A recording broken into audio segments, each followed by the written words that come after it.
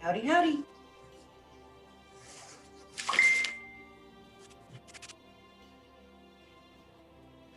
I'm a little exhausted tonight.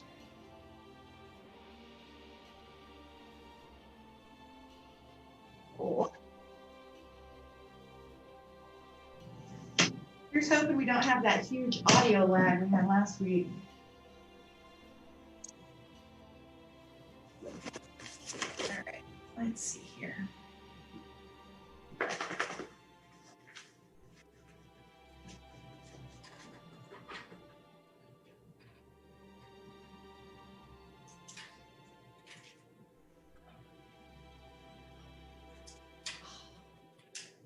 This is always so tricky for me, and I don't know why.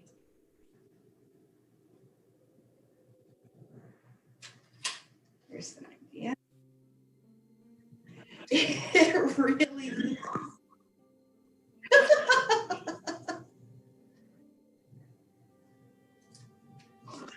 Yep.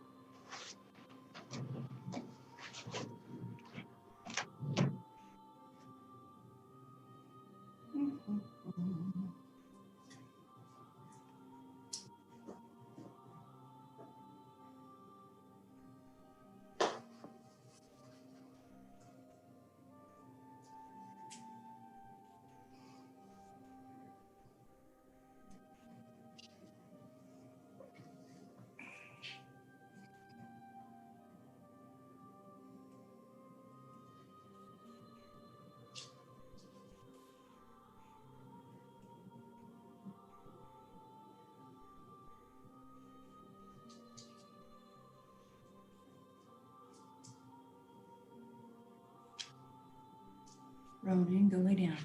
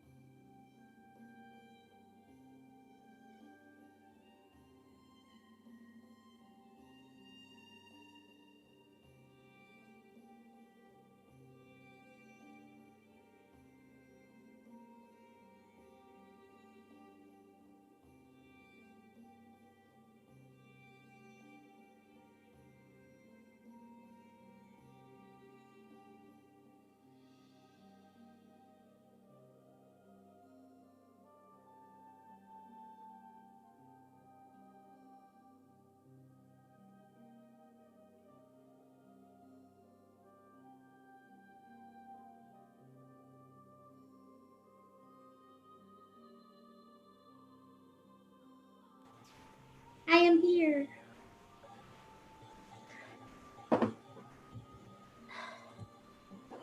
So I've got someone asking me about a commission real quick. I was just responding to him. But I was inspired by you and I reshaped my nails. It's pretty. Out beautiful. I love it. I did some more filing on my nails while I was sitting monitoring my email, not doing fuck all of anything. I don't know why I didn't try this earlier because it's like a lot easier to type when you bring in the sides. So. Mm-hmm.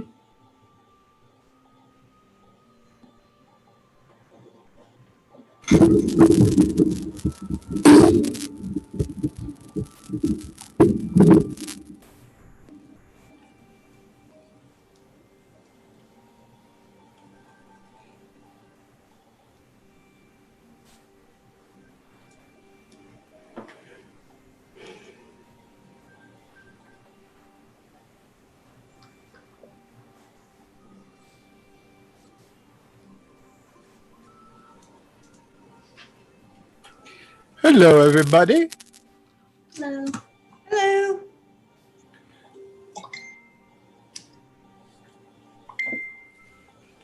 Matt's just now heading home. Yep. I literally just got home.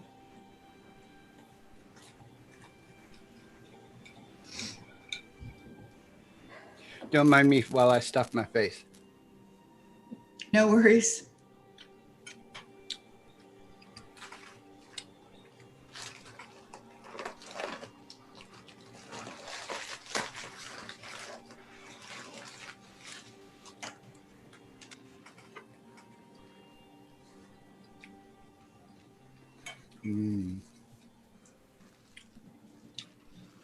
There's definitely something to be said for sous vide cooking at home.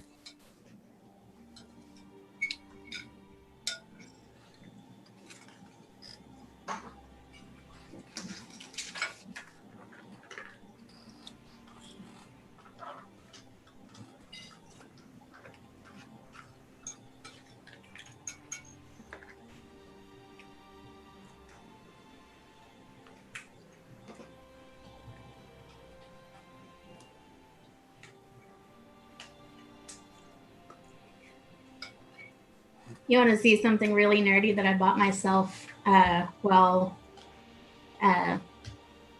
retail therapy shopping? It is with it. Absolutely. It's a pop socket. Ha, nice. I like it. Specifically in the bisexual pride flag colors.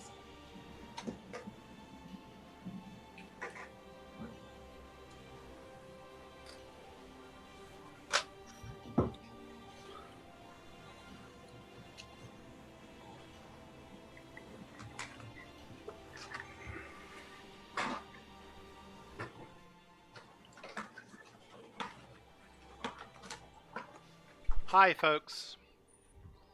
Hello. So we're live on the interwebs, just letting you know.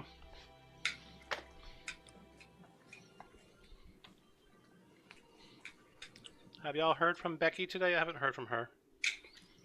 Nope. Okay. That's all right.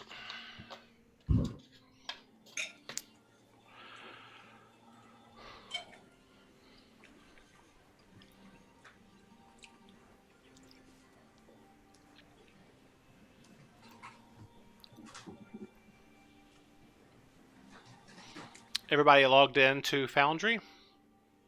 I am. I might have goofed up earlier. I tried to log in and I didn't see a login specifically for me. I saw a player 8, so I picked that. Mm-hmm. And I renamed it. oh, okay. But it keeps on wanting me to select I don't know. Oh, I need to actually assign a token to you. Give me 1 second. Sorry. Okay. I need to go configure permissions and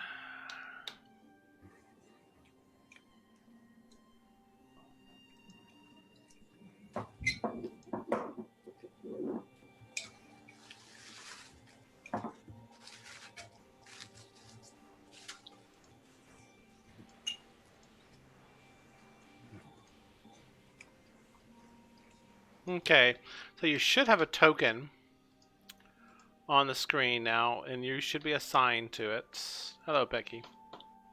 Which of the 4 screens should I be looking at? Well, you should be on the cityscape screen. The only one you should be able to get to at the moment. Okay. It says Chapter 2 Schisms. You are the token over, where is that functionality? Can't remember that.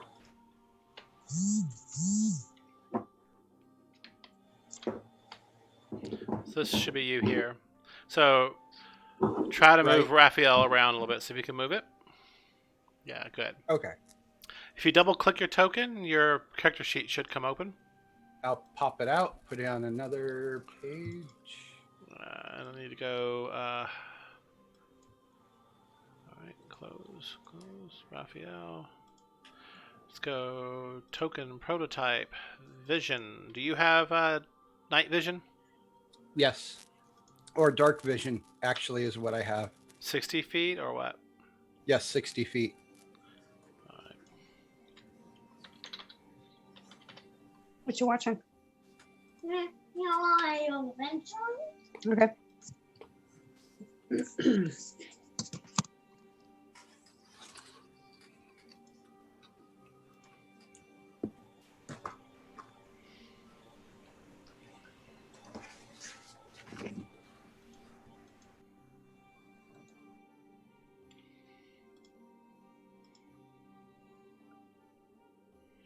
Okay.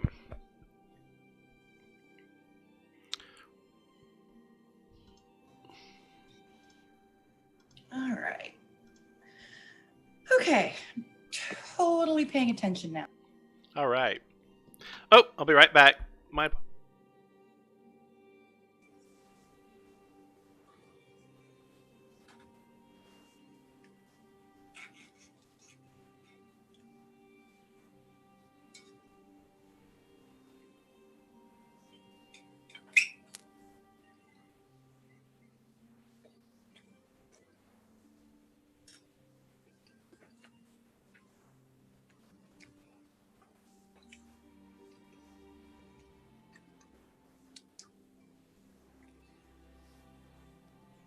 I'm just trying to close down some stuff so I'm not draining resources.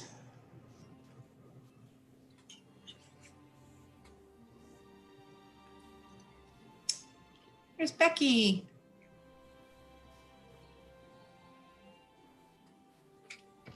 Present.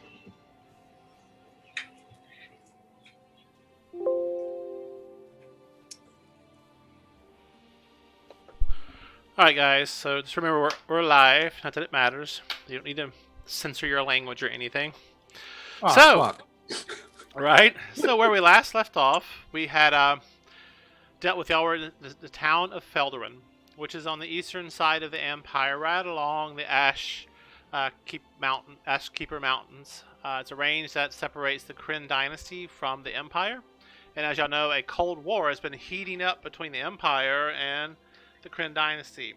Your group has been seeing the Righteous Brand, which is the Empire's military structure, force, if you will, showing more and more troops moving into your area.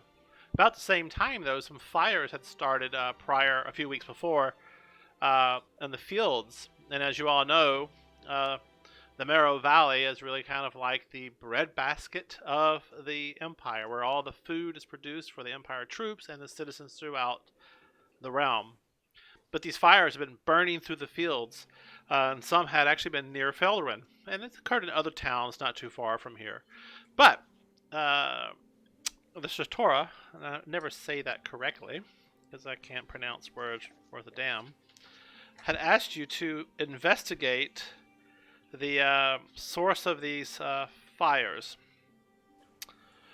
Whisper Thin, if you remember what's his name. And you have done some investigation and discovered that a doppelganger was behind it. After some crafty maneuvering on your part, on your end, you convinced the doppelganger not to to not continue setting fires, and you listened to its message that it had from the Kryn dynasty that they treated his kind and others like him fairly and justly, and gave them a place in society, and didn't consider them monsters like the Empire does. Nonetheless, he fled after y'all let him go, but the town Shator, which is basically like the Starosta, I think that's how you say it, kind of like the town mayor. They're appointed by the Empire. He was visibly upset that y'all had let him go. There was nobody for him to present to the town as the wrongdoer. But he managed to talk down the populace and sent them on their way. And you found yourselves once again without much to do, but spending some time recovering from your war wounds and the battles you had out in the fields not too far from the town out in the Marrow Valley.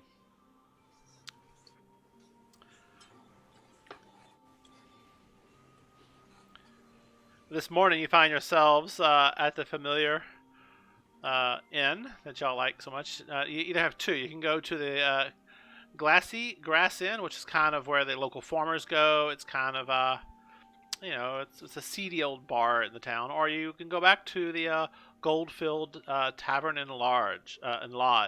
Which do y'all wish to do? Or you can have other plans on your own. So what do y'all wish to do at this point?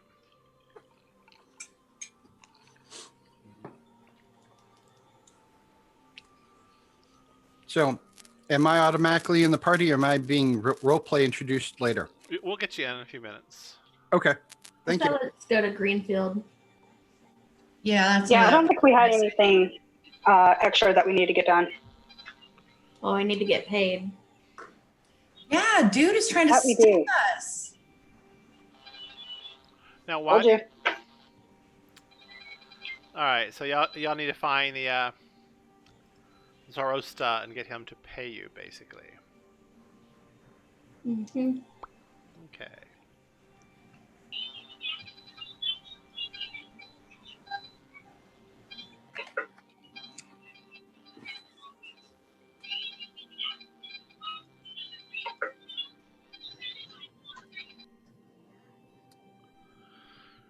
Give me 1 second while I pull up my notes, because I accidentally closed them out when my computer was updating.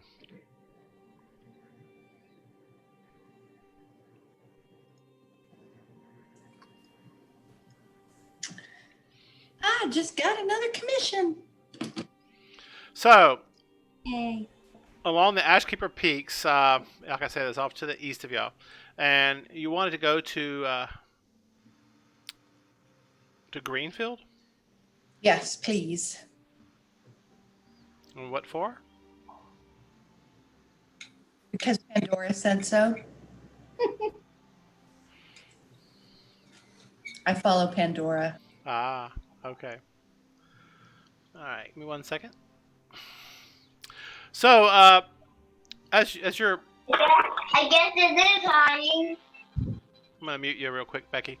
As you're moving about town, doing your own business and stuff, you're approached by a young man, and he tells you that the Starosta would like to speak to you at the festival hall, so he can one, compensate you for your efforts, and two, he says there's something that he and the sister would like to have you, Sister Wendy Serpentin Wind, would like to ask you to do for them. Something to do with some orphans up in Talonstad, but he knows no more than that. All right. Well, let's go talk to him. Hold please real quick. I mean, Mhm. yes, I'm on board with that. My battle axe that I bought last session is not in my inventory. Is it in your D&D Beyond inventory? No, you said you'd have to add it because it was a special Kryn Dynasty silver battle axe thing. Did we drop it into your inventory? I do not see it. I wish I'd known this ahead of time. So I'll have to look at that later. All right, now that could take some time. I'll have to look at my notes because I don't have them available in front of me right now. Sorry about that. Okay. Next time, please let me know ahead of time so if I forget something like that, I can follow up on it. All right, Also, you so might want to repull my Wait. character.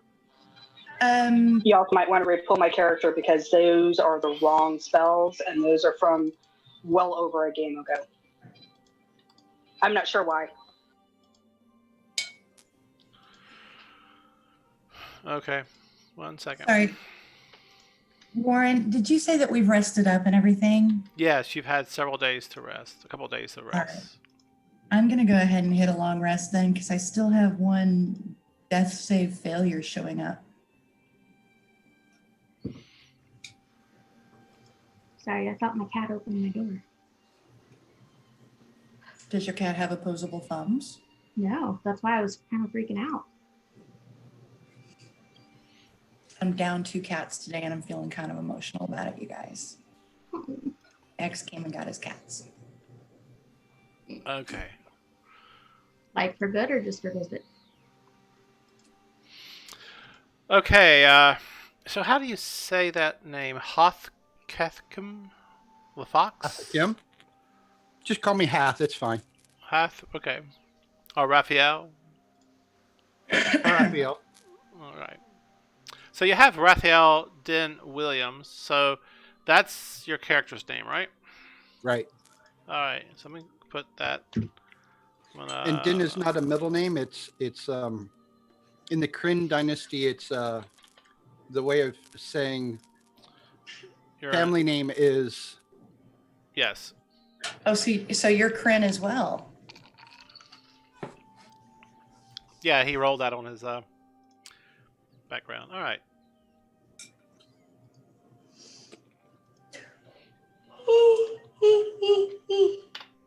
All right. So Raphael, you've recently made your way into the Empire. How do you feel you arrived in the town of Felderin? Like I said, it's the breadbasket of the Empire. Are there any libraries or large collections of knowledge nearby?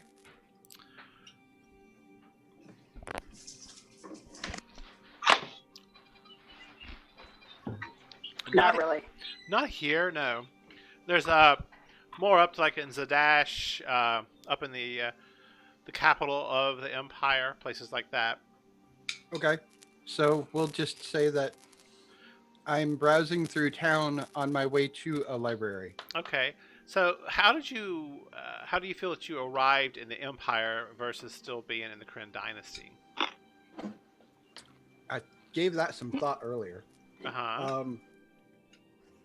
So my mom was executed for being a traitor, and my family, save for my sister, fled from the Kryn dynasty so that we weren't executed too. Okay. But that's been a while. So I've just been traveling around the Empire, trying to learn as much as I can. Itinerant scholar, I dig it. Okay. So you 1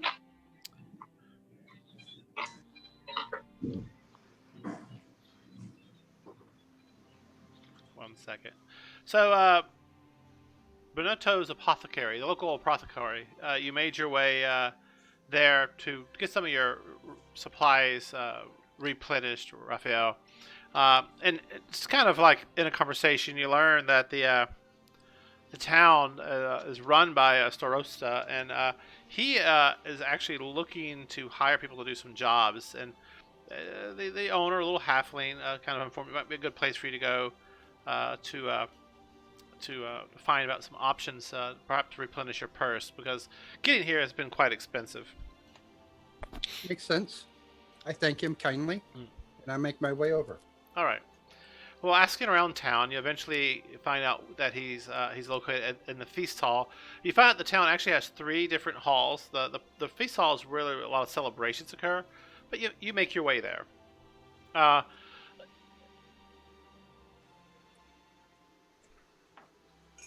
as y'all arrive, as y'all trickle into the town hall, you see there's several individuals kind of moving around about. Let me get my notes here real quick.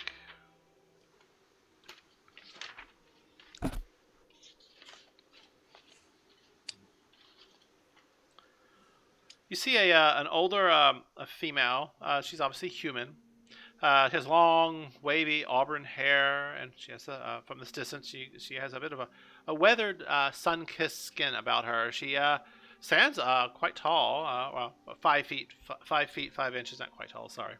But she's very lean. As you walk kind of past her, she nods, and a very strong odor of tobacco wafts off of her. And she smiles to each of you, and she's standing next to the starosta of the town. Whisper then. And as you each come in, he's like smiles and greets you. Oh, my friends, come in. And they kind of lead you to the back of the area because there's some other locals in here talking and chatting. It's like an open air kind of hall, if you will. As you come in, Raphael, you see a small crowd of individuals gathered off in the back corner, and a few other people here and there kind of talking and chatting amongst themselves. The locals don't seem to be paying the others much attention, but as you move in, you're new to town, and a lot of eyes kind of fall upon you. And then you see and you know this town's predominantly populated by halflings. A long blonde hair halfling kind of walks up to you and goes, hello. Can I help you?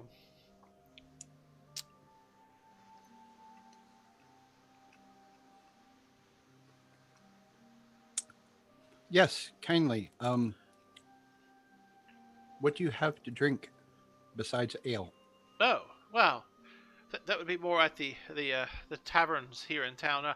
Right now, this is not really functioning as a feast hall until this evening, because it is early in the morning. Oh, okay. Are we all there? You each kind of are meandering in as you each arrive.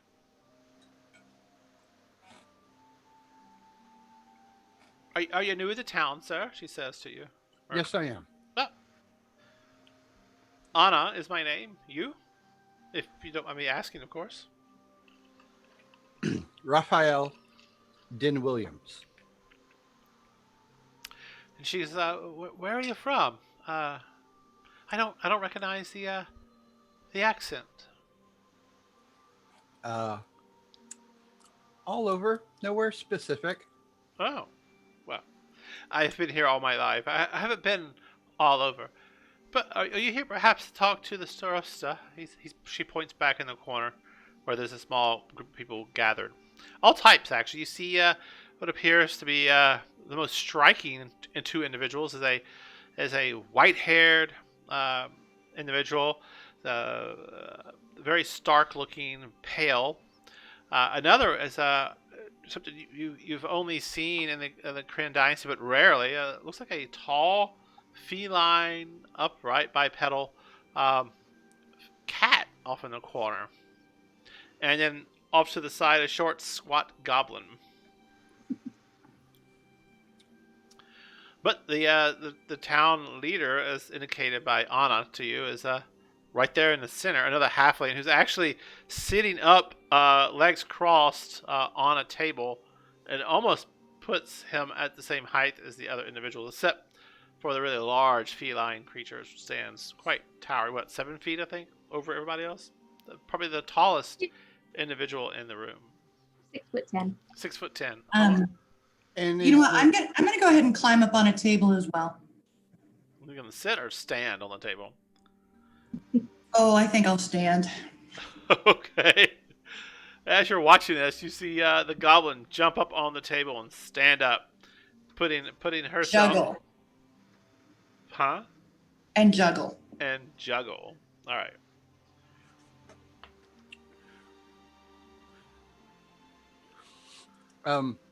I assume that the leader of the town is the one that I was told to come see. Yes. Anna Okay. says he's the one sitting on the table, the halfling there. She points to him. Would you like me to introduce you? Yes, please. Follow me. She kind of hops up and walks briskly, little short legs go as she walks over there. She plows right through the crowd of individuals, and she goes, and you did tell her your name was Raphael, didn't you? Or did Right, you? Raphael Den Williams. I said my full name. Okay, and she turns, she goes, and she goes, whisper thin, Starosta, this is Raphael Den, Williams, a traveler of all over. And she smiles. And he looks up at you, and the conversations have kind of halted. What do you look like, Raphael? Brown hair with a slight silver sheen to it. Golden and silver eyes. Pale skin with a silver sheen. Really accenting my Azamar feature set. So is the Asmar feature set obvious, or do you pass as a Yes, human? it's very obvious. And how's it obvious? There's a silver sheen to everything. Okay. Aside from the eyes being golden and silver, Okay. which is very otherworldly. All right. So y'all see this gorgeous specimen of humanity, but with a slight silver sheen and glowing eyes, standing before you, and everybody's in the whole hall is kind of just enthralled by this individual. I have a question. Would Pandora and I, being from the Kryn dynasty, recognize Raphael's origin? So make a give me a second here. Let's make a intelligence check, because you've been out for a short time. Maybe you've kind of forgotten. So Raphael, just so you know, also, if you open up your character sheet, okay, so you see the word intelligence on your character sheet. Right, of course. If you click on the word intelligence, it's going to Okay. pop up for you. It says, hey, do you want to do an ability check or a saving throw? Click on ability check, All right. and then it will say, hey, here's your formula. You leave that alone. Do you have any situational modifiers, like add 1d4 because somebody, cast bless, something like that on you, right? Then you have roll mode. A blind GM roll is where you don't know what you rolled, but I do. And that's generally what you're going to do on checks and things in my game, okay? Okay. Saving throws, unless I tell you otherwise, you can make public, okay? Private GM roll is you know the roll and I know the roll, but nobody else does. Self roll is just for you, okay? All right, So you want a blind GM roll right now? you can try it. You don't need to do for anything. I just had the other two players. So there's also below that advantage, normal, and disadvantage. That is correct. So that works as normal. Advantage is it rolls 2d20 and it keeps the higher of the two. Disadvantage, it rolls 2d20 and keeps the lower of the two. And normal just rolls 1d20 and adds all your modifiers, okay? Gotcha. So go ahead and just do a normal roll just for the heck of it. There you go. You'll see in the chat box, the upper left-hand corner, the two little bubbles on the right-hand side of the Foundry interface. It'll show you a chat box what you rolled, 1d20 plus 1, and it shows an 8. If you click on the 1d20 in the chat plus 1, that little area, it'll explode that for you and show you what you rolled exactly. You rolled a 7, okay? I don't see that because it was for yours eyes only. Oh, I'm sorry. Yeah. Do a normal. That's okay. Do a normal roll. Make it public so you can see it. I think you should. Okay. You should see how that works real quick. Sure. Ability check. Public roll. Normal. 18. Now, if you click on the 1d20 plus 1, you'll see you rolled a 17. Well, that makes sense, of course, because it's plus 1. Exactly. But now you can see exactly what you rolled. And you want to do that sometimes to check when you do damage and you cast spells, things like that, to make sure that it's calculating your bonuses correctly, okay? Okay. All right. So, the little halfling that's sitting on the table with a goblin standing next to him kind of looks up at you after the introduction and says, well, welcome to Felderin. Are you passing through, traveling, or did you hear about my need for people to help out? Heard of your need for people to help out, but generally passing through otherwise. Yeah. Well, Depends on what the situation is. You couldn't be in better company. These individuals here have, my good friends, if I may, he says, have helped me out with many problems in the town. But the sister here, and he points off to a young lady nearby, who then approaches up to y'all, has a need. There are some orphans off in the town of Talonstad, to the northeast of us, not too far really, just a couple of days of travel into the mountains, that need escorting. As the game master goes back to his maps real quick. Has Whisperthin already said as much to us? Is this new information for us as well? No, just starting this out. You heard that he was hiring and needed people to do some stuff in the area. And you said these orphans are where? They are on the in the town of Talonstad. And where do they need So escorted that to? would mean that if we go back to Worcester, They need escorting to the town of Allfield, which is to the south of Felder. but before we can take another bid, we need to make sure that we get paid for the last. Oh, So, yeah. Yeah, yes. let's go find them. He makes sure that you get paid right then and there. So we each get 50 gold pieces. That is correct. Because Allfield is a little further away from the incursions that are currently going on from the Empire, or from the Kryn dynasty into the Empire. We felt that it was important that we. Anyway, the sister says they've had some problems in Talonstad, and the orphans needed to be evacuated for their own safety. What kind of issues are you having? Like I said, I don't know much about exactly, but sister, and she comes walking up, and she kind of nods to all of you. Like I said before, she has long, wavy auburn hair, brown eyes, a deep brown. Of course, she has a rough, weathered, sun-kissed skin. Her angles of her face are sharp, but they don't really stand out by any means. And like I said, she smells of tobacco. Yeah, don't we all?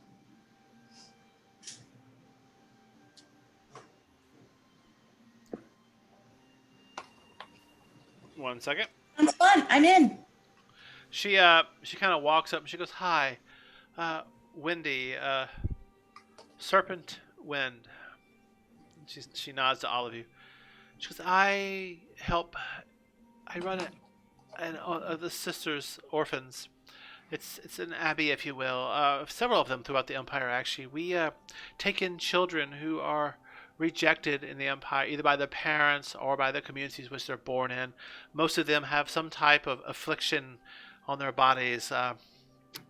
Even in this day and age, people are still very superstitious. Children who have cleft palates or large birthmarks on their face, or mutations on their skin or limbs, or who are crippled, or any number of things.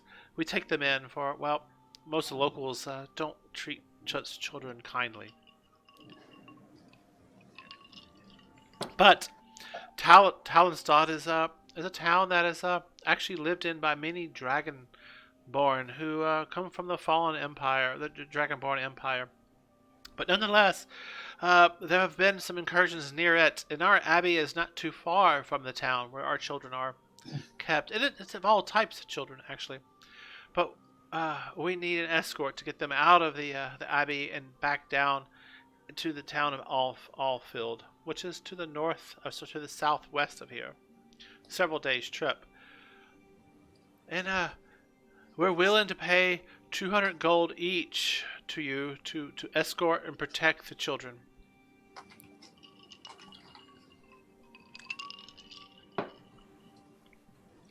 I'd be happy to help out.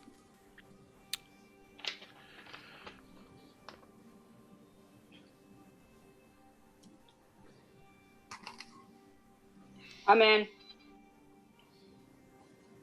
Okay. She goes, "Oh, well then meet me at the Goldfield Inn this evening, and we'll make preparations and depart in the morning." She smiles. So, who's she kind of looks at all of you. Are you willing to help, all of you? Yeah. You betcha. And we have one other in our little escort party. Yes, sir.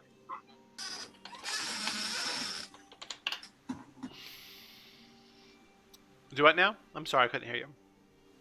We have one other person in our little group that can help. Oh, very, He's very really well. good at protection. Well, bring them to the inn, and we'll make the arrangements. I have a few things in town I must get together, and we must get wagons and things of that sort arranged, and pack mules and oxen to bring them. Fortunately, the Empire will be providing some supplies for us. I do appreciate everything you're doing for us. But I will tell you, though, that because of the incursions, it is a dangerous country, so stock up on weapons and equipment that you need to protect the children. It is really about them. I will see you in the inn. All right. See you later tonight. And she kind of bows humbly and walks away. You didn't see any obvious symbol of her religion exposed anywhere on her body, by the way.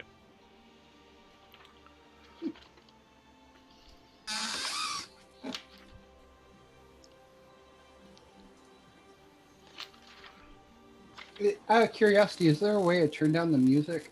Yes. The little gear icon all the way over to the right Uh-huh. I will in turn Foundry. it down though a little bit for you. Did that help any? No, it's still the same volume on my end. Yes. Oh, let me check one other tool. I have multiple interfaces open. Give me 1 second here. So go here, and I need to set sound. Well, it's kind of low here. Yeah, so you'll see like a little musical note on the right-hand side. Oh, okay. Click Got it. that, and you'll see playlist, and you can turn it down. Okay. Okay? All right. Oh, so much better. Sorry about that. No, it's not your fault. Just downside of being autistic. Too much of the same sound causes me a headache. Ah. I will be right back.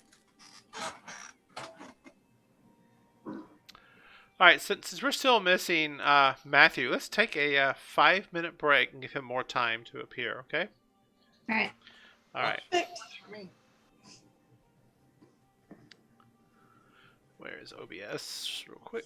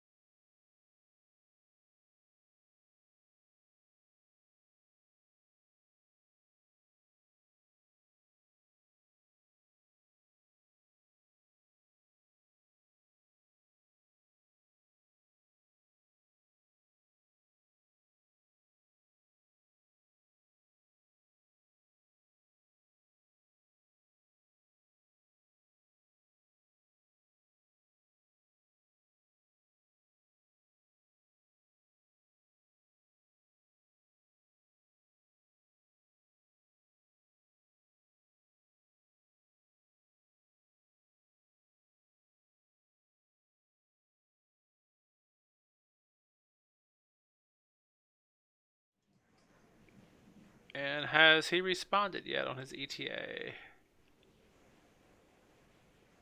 Okay. Yeah, it said 5 minutes. 5 minutes, and then he needs to set up. Okay. So anyway, what do y'all wish to do at this point? Do y'all need to do anything in town before you meet up with the sister later on? Well, I have a question. Fire More away. of a game question. How much gold do I have? We didn't discuss that yesterday. So did you use the standard equipment purchase, correct? Yes. Okay. So that left you with 10. You've been spending Well, money. no, it's the cleric one. Yeah, that's right. That's fine. So that left you with basically 10 on average, maybe less. You've been traveling. You've done a few adventures here and there. So I'll say you probably have at least 50 extra gold in your pocket at this time. Okay. Baller.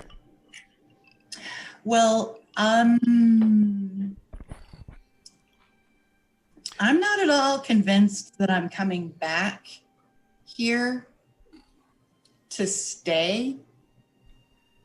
Like, I mean, I know we'll be back for our 200 gold piece, but Yeah. do I need to pack up my little apartment? But you've been reading? Well, it's only 2 silver a week to rent. You could pay up for a while and leave supplies in there. It is, you know. Yeah. All right, I'll do that. How many weeks do you want to pay for? I'm gonna pay for 4. 4 weeks. All right. Go ahead and deduct that. Remind me when I forget, because you know me, I will forget. Let me see. Can I make a journal entry? Yes, I can.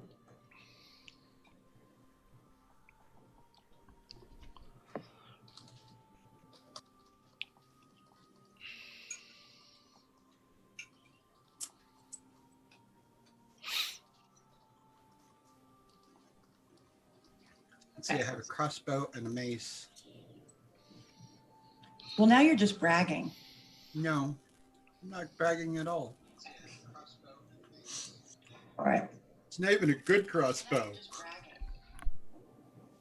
So, Warren, I've added that as a journal note on my character, so I won't forget.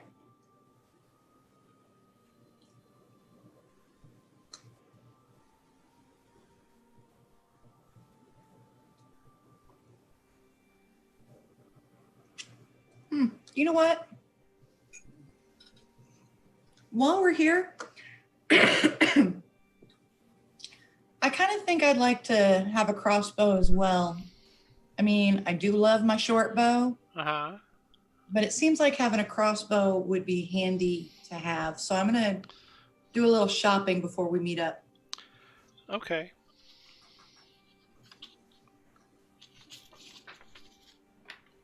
Becky, are you present? I think she's getting August. Yep. Oh, she's there. No, I'm just sitting here munching on chips. So, So I'm just waiting on Matthew. but you're fine. So your spells have material components that are required. You may want to go through and see any of the spells you've chosen or plan to cast in the future. Hello, Matthew. You have the required components for them. Yes, I have those written down. Make sure, because some of them cost Most of money. the stuff I can easily gain on the road. Right. Some of them do, but not the ones that I'm using. Most of those are things that I can find on the way. Okay. Like a charred branch. Yeah. Rose petals. All right. Stuff like that. Hey, Nick. Yeah. We went and talked to Whisper Thin while you slept in this morning after you had several days to rest from the whole shapeshifter thing. And Whisper Thin introduced us to like Sister Wendy Beckett, who has some orphans that need to be escorted somewhere safer. Where they're at is like totally close to raiding parties from the dynasty. So they're going to pay us 200 gold a piece to go and escort the kids. And protect. And they're disabled. So I can definitely do that. Wait, they're disabled? well, You were told some of them had disabilities, such as arms, legs. They were born with various birth defects, and even though even in these modern times of the Empire, people are still superstitious of children with defects like this. Sometimes So right, we're just, making sure we're equipped and that our rooms are paid for before we meet up at the place tonight to set out to do the thing. Cool. Yeah, totally paid for my room at a late night. So I have a net. We can just like put all the kids in a net and carry them over. It's a little Krampus for my style, but I'll go with it. You're carrying them. Let's hope you can hold that much weight.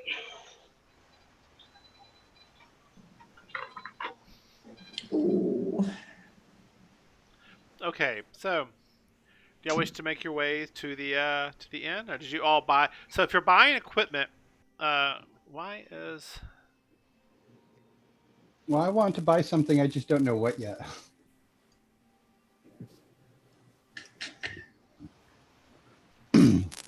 I'm buying a light crossbow and some regular old bolts. Okay. Hey Becky, you need to turn your camera on because right now you're not showing up in chat at all. By the way, hello, Raphael. Okay, sorry. There you go. There you go. But you can mute your other channel, and you're getting some feedback. You might want to turn on touch to, like a key activated touch to talk kind of thing. All right. Anyway, Raphael, that's Nick. He is the one that. How would you describe how you look, Nick? I had a hard time describing how you look. Got white hair, about 5'8". Just kind of imagine just like a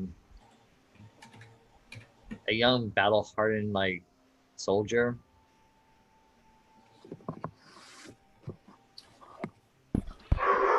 So we'll go with 5'10". Brown hair with silver sheen, golden and silver eyes, pale skin with a silver sheen. Yeah, it's very apparent that I'm not entirely human. Very cool. I am totally human. Though not for much longer. I'm trying to remember where the thing is to update my character sheet. I've done it before. I know I can find it.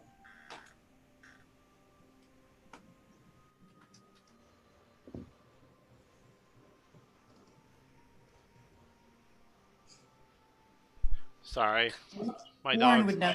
My dogs went crazy barking, and I had to go hush them up. So, Hey. what was your question? I've done it before, but I cannot remember where the thing is where I can paste in the stuff for my character sheet to bring it over from beyond. Okay, so what you do is you open your character sheet up, right? Mm-hmm. And so, for example, I will just do you, Blix. I'm going to double click your character, open it up. You see the B, the big red B? Hold the Alt key Oh, down. of course, there it is. You hold your Alt key down, then you click on the B. It'll open up the JSON file. Copy that content, Control A, Control C, then click on the B normally, and then it'll say JSON with the green text above it. Then paste that content in there, then close your character sheet and reopen it, and it'll have the new info in it. Okay? Remember now, make sure and use D&D Beyond as your sole source of truth. Anyway, any questions?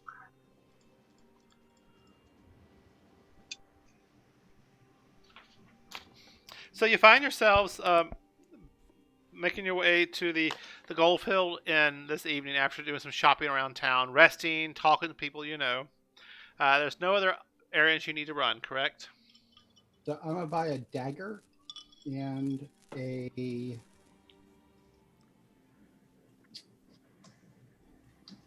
quarterstaff or light hammer, or maybe 1d4. No, not a light hammer. That one's too light. So which one weighs less? No. Properties, versatile. Oh, nice. Okay. I'm going to do a quarterstaff. Okay. So once you buy your inventory in D&D Beyond, and make sure you update your character in Foundry by the method we just talked about. If you need me to walk you through it, I can do that. Nick, Yes, please. Matthew, are you good to go? I am good. All right. By the So- way, we did get our 50 gold pieces from Whisper Thin. Right. And you have a new job that will pay you 200 gold pieces each to escort orphans from Talistan, which is up in the Ashkeeper Peaks mountains to the east, all the way down to the southeast of southwest of all the city of Allfield, which is it's a long trip basically. So to update your characters, okay? For example, you open up after you update D&D Beyond, that's important first. Then you open your character sheet. By your character's portrait, you'll see a black box with a letter B in it that's red. Hold your Alt key down on your keyboard, then click on the red B. It will open a screen up. In the screen is JSON. It's a language developers use to communicate information. Control A, Control C. So use your Control key, hit A, select all. You can also right-click and select all, right-click and copy. Then, once you have that in your copy buffer, let go of your keyboard and your mouse, close that screen out, then click on the B. Just click it normally. You'll see a D&D Beyond character import modal pop up, okay? You'll see some green text, and below that green text, you'll see a box. It's empty with the letters JSON next to it. Click in that box. It'll highlight it with like a reddish orange color. Click in the box and hit Control V to paste your content in there. Control V to paste. Then hit Enter, close that window out.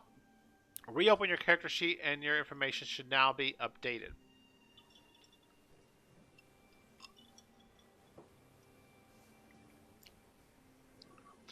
Also notice when you open up your character import tool, there's some options. Overwrite, leave existing items in, things of that sort.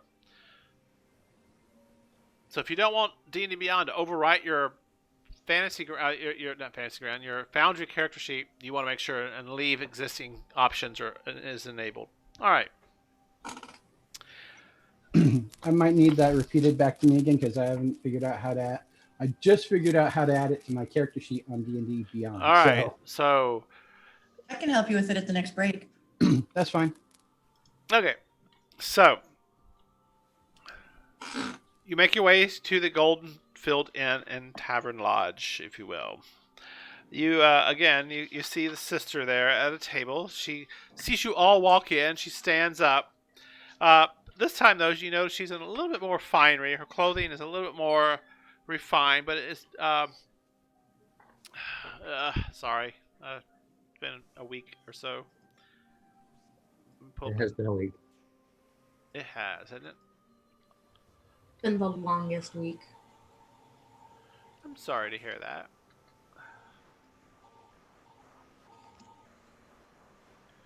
You see her stand up, and she's got these flowing robes about her that kind of cascade off her body in a very feminine kind of way. But you also see slung to her side what appears to be a beautiful silvered mace off to the side. And she kind of waves you over to her table. Again, all of you notice, unlike a lot of priests, she doesn't have her symbol openly displayed. "Oh, my friends, sit down, she says to all of you as you come in. Over time, each of you assemble and find yourselves into the Goldenfield Inn and Lodge, Tavern and Lodge, and sitting down at the table with her. There's food and fresh fruit and flagons of ale and wine or glasses of wine as you desire, and she's providing to the table.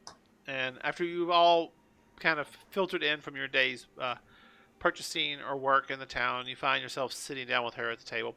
Locals are slowly filling in. You see some of the higher ranking Empire military officers have made their way in. You also notice there's a Dawnfather priest here. That's Palor. And you know who this priest is. He's a rather grating individual. His name is Joffrey. And he kind of he had well, not a bad fellow in general. He's very much all about the empire and the Palor and being strong, and things of that sort. And he's very boisterous in the crowd. You can think of him, he seeks attention, but he does do good in general. And in the town, and it's slowly So filling just up with borderline toxic masculinity. Yes, you could say that. Yes, absolutely. He kind of walks over to where y'all are, and he goes, "Ah, sister, it is so good to see you again. I am glad you made it here. I've seen you've bought a round for your friends already, or I would have gladly bought one for all of you. But since you've provided, no need. Palar's blessing be upon you. May you be strong, and may your weapons always be true. Blessed be to all of you." And he smiles, and she's just kind of like taken aback.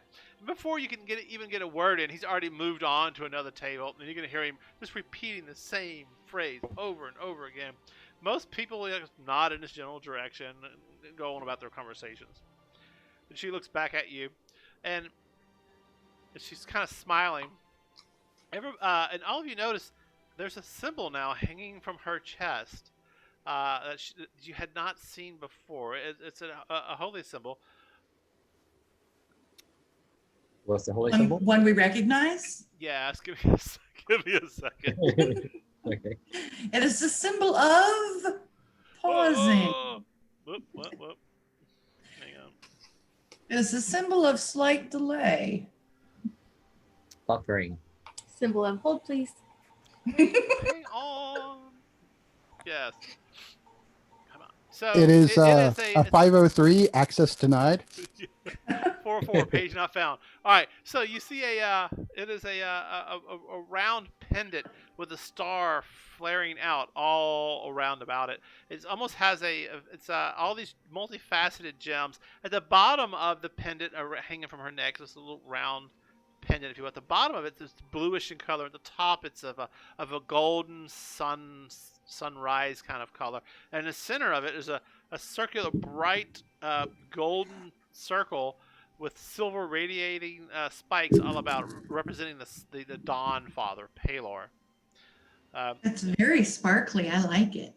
And she kind of, yeah. And so she goes, and as he walks away, you notice she takes it and puts it back under her robes, and kind of out of the way. And she goes, so each of you agreed to help out, and I really appreciate it. Our children are needing help, and like I said, they need to be escorted from the Talonstadt, which is to the east of here, a couple of days travel and into the mountains. It's not too treacherous, although there are some bandit activities. And as I mentioned, because I'm paying so much, the reason why is because there has been some incursions from the Kryn dynasty and some of their soldiers, and then some friction also with some of the empire, with some more of the radical empire guards and folks who honestly believe that children are a curse upon the land, and that is just not true, as we all know. The Starosta Whisper then told me I can count on your aid, and that she looks back at all of you. She goes, and that your minds were open and would not pose a threat to the children. 200 gold, I believe, is of what I mentioned to you earlier as your compensation. Each. Oh yes, Yes. each for sure. It will be a dangerous route there and out. So, nonetheless, are these terms acceptable? Yes, I think we can all agree with that. Barely. I've done a few escorting jobs before, and it's always been an adventure. So, just so you know, the job will not be complete until we reach Allfield, which is to the southwestern. You'll be joining us as well? Oh, the entire routes. Okay. There is no direct route to Talonstad from here, so we will be doing some cross-country travel. I'm okay with that. Are we doing this on foot? Well, we will need to be we will need to bring some of our some wagons with us, and there will be a bit of a crossing, a ford, if you will, of the Skyrim River, up probably by the forest, not too far from here, to the north of us.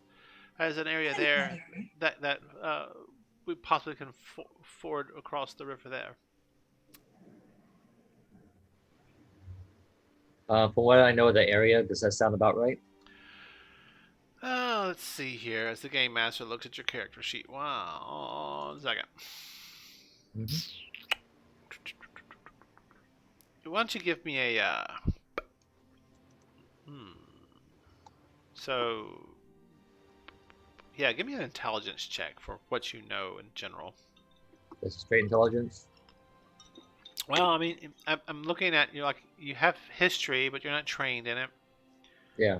Investigation, you would need to go, like, research information, but that's not really what that is. So, yeah, just off the top of your head would be an intelligence check. All right. You want that blind, right? No, you make it public. I'm good with that. Oh. Cool. One normal intelligence. That's our Nick. That sounds awesome. So Nick, you're like, that sounds good to me. Wait. Do I get the sense? The maps you've seen don't really show a lot of land between here and the mountains, so it must be smooth and easy going, right? What do you think? Do I get the sense that she's being very honest and frank with us? Well, you Or can make an insight check. Does it have to be insight? Couldn't it be perception? Oh, same thing.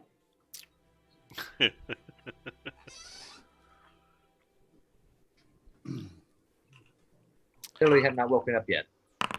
Clearly not. Some coffee or whatever the equivalent is. All right, so you're kind of observing her mannerisms, Blix, and so, by the way, just so you know, Raphael, I generally don't just allow everybody to roll for things. Like maybe 1 or 2 people can do stuff, and it's really wise for the group to do some synergies with who are trained and stuff. That kind of rewards those who've taken the time to train and skills. So just be aware of that. Yeah. I'm not a fan of everybody roll, and of course you're going to get success from that, right? Right. All right. So anyway, Blix, you kind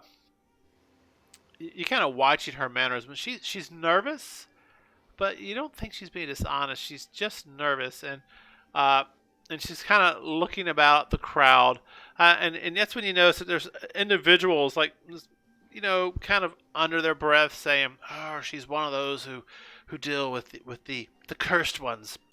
They should just all be put down. They bring a disfavor from the gods to the empire." And it's just conversations like that.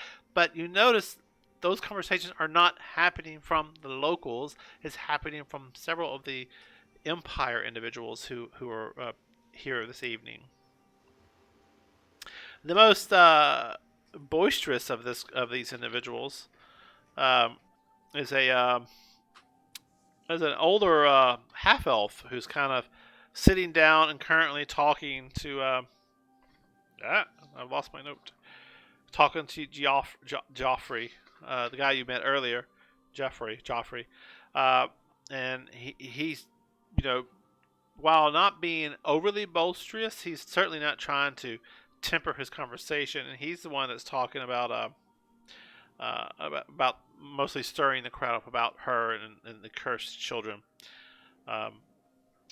Poisoning. I say quietly to the group, I'm trying to keep like an open mind about the empire, but douchebags like this really make it hard. And she kind of leans forward and goes, "They're not all like that, my child. There are those in the empire that are good. How else do you think I can afford to pay each of you 200 gold? There are many here willing to put forth the money needed to help. But then you have the more stringent, radical, if you will, religious individuals. And that's when you hear off in the end, anyway, I think women should be the ones who stay at home and do nothing more than serve and be of service to their families. The idea of educating, that's just ridiculous. What a waste. What a waste. And then you see several people get up and kind of move away from that table, and like they're not. I'll go and sit at that table. You're gonna walk over to where they are. Yep. With my tiny little goblin tits half out, I'm gonna go sit down at that table.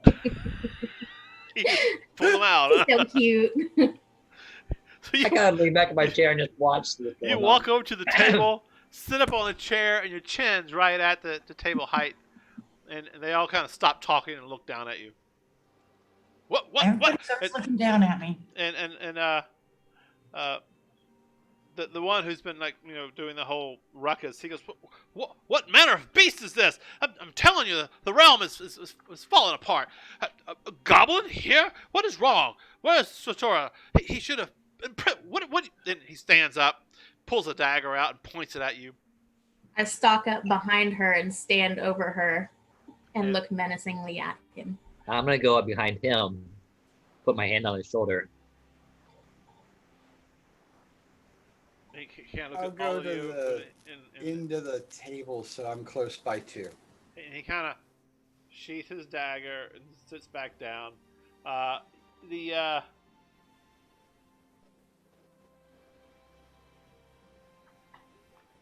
Sorry, I got lots of notes here. 1 second. You see Joffrey, he's like, oh, my friend, just calm down, sit down. These individuals here have actually done the Empire great service, as I understand it from the Starosta. He told me himself that they helped foil a Kryn dynasty. Was it a conspiracy, he says to you in general, as he points Yes, to you could call it a conspiracy. It was probably a conspiracy, definitely a plot. So, Almost certainly nefarious. So they have done a great deed for the Empire. And even though this guy is a bit boisterous, what he says next kind of, he kind of, is impressive. He goes, you cannot, my friend, and he says this, judge a book by its cover. That is wrong in the eyes of the Dawn Father. You must remember all things are of a balance. And this... Balance. And this guy, he sits back down, and he says, now, Taryn. Let's not, stir up things where they don't need to be. And he sits back down. Now, this guy who's like being a bit abrasive, he is an older half elf. You notice he has long black hair, but it's formed up into a mohawk that kind of goes down around the back to his neck. He has these piercing green eyes about him. His skin, though, is a soft, whitish, pinkish hue, almost semi-translucent. You can see the capillaries beneath it, wherever his skin's exposed. He has a very square face, but you notice he has scars where he's like taken damage or somewhat disfigurement on his face. And you notice on his arm there's a burn mark of some sort, but it's been like when people like take a tattoo and they try to recover a tattoo and it doesn't always turn out pretty. It's like it's a scar on top of a scar. Whatever this burn mark on his arm is, it's almost as if it's been intentionally reburned or scarred over. And he goes, perhaps you're right. And he sits down and he puffs up his cloak over his shoulders and it covers his body, and he sits down and he goes, you can see he's kind of uncomfortable, and he goes, I am sorry. What is your name? He says to you, Blix.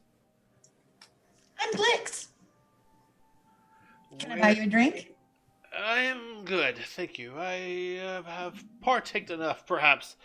My tongue gets a little loose when I've had too much to drink. And he looks over at his friend and he goes, well, perhaps tomorrow we can have our discussions. And he goes, good evening to... perhaps tomorrow you can have your discussions. Yes. Good evening. He stands up and he briskly walks away, making his way up the stairs to the second floor, where obviously he must be staying for the evening. The other gentleman stands up and goes, "Yeah, the evening is perhaps late for me. I've had a few too many drinks too early. Adieu to all of you, and I wish you well on your journeys. May Palor's blessing and light be upon you. May dawn find you early and gently." And he walks away. I go back to the table with the others. I don't trust those fuckers. They're going to mess with us at some point along this journey. You know they are. Yes. I have questions about the lady that's going with this too. But we'll see. I too have questions. I just don't know what they are. All right, so we're back at the table with the lady. Oh, wait a minute. I have an intelligence of 8. I have no questions whatsoever. So Nick, are you trying to be a bit quiet about that? I have questions about her, or do you just say that in general? Oh no, that was just That was player, not character. Oh, okay.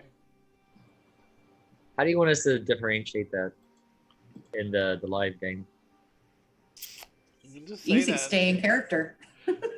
Just stay in character, bitch. Just say, hey, out of character, blah blah blah blah. How's that? All right. So we go sit back down. Or do we need to go ahead and get things set up and help the lady get all the kids packed up and ready to go? Well, I think we have to Well, go and first get the we have to kids venture to the town where the kids are. and then escort That's them like a- hella You, south. you actually, she tells you as you sit down asking these questions. She goes, "Well, we have to go to Talonstad, to the east of here in the mountains, to gather up the children and bring them down from the abbey there, the nunnery, the abbey, whatever you want to call it. We'll bring them down from there and back into the empire to the town of Alpha, to the south, southeast, to the southwest of here." And there's another abbey that we're delivering them to. Oh yes. It's of our sisters. And you have all the wagons and supplies that you'll need for the children. Well, the Empire is providing. Oh, the garrison here locally will be providing us some supplies. They can't provide any men of arms and stuff, which is why I'm hiring you to help protect us. So we're basically just going to be walking by, protecting them while they're in this caravan. Yes, it's a basic escort job, if you will. But you do come highly recommended. We did so well on our last job. Well, I'm glad we have wagons. I don't have to carry all the kids in my net. That's a bonus. But you Right. could.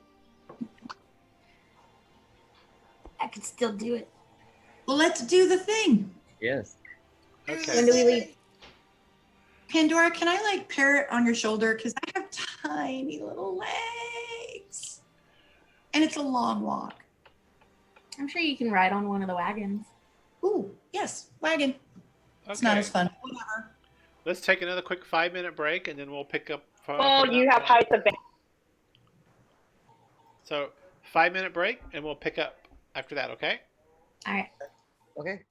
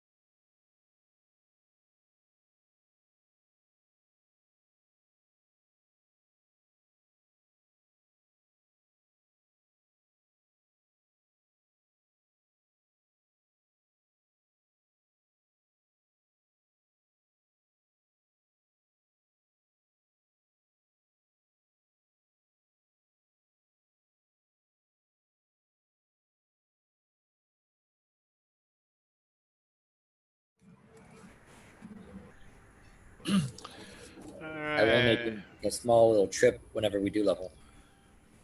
You want to do a small little trip? What? When we do hit the next level, I need to make a small trip. Ah. And where would that be? Off to some people that I know. Alright. Part of my backstory. Yes, absolutely. Okay, so anything else this evening, or are you done for the evening? Yes. Done. All right, so you find you find someone's got a car in the background. What's been going on there? You find yourselves Not you find yourselves gathered together back at the Golden Fin Inn where the sister had asked you to meet. As y'all make your way towards the end early in the morning, before the sun's even risen, if you will, you see there's several wagons out front with heavy oxen, 2 oxen per wagon, four wagons. And they're all out front. You see the sister present, and you see some other well, individuals who've either been hired or volunteered. You're not sure to come along. And as you all approach, it's oh, so good to see you. Sometimes I've hired and people have not haven't actually shown the next day. And she says, you can take your place amongst the wagons if you like, and we'll be departing shortly. She smiles.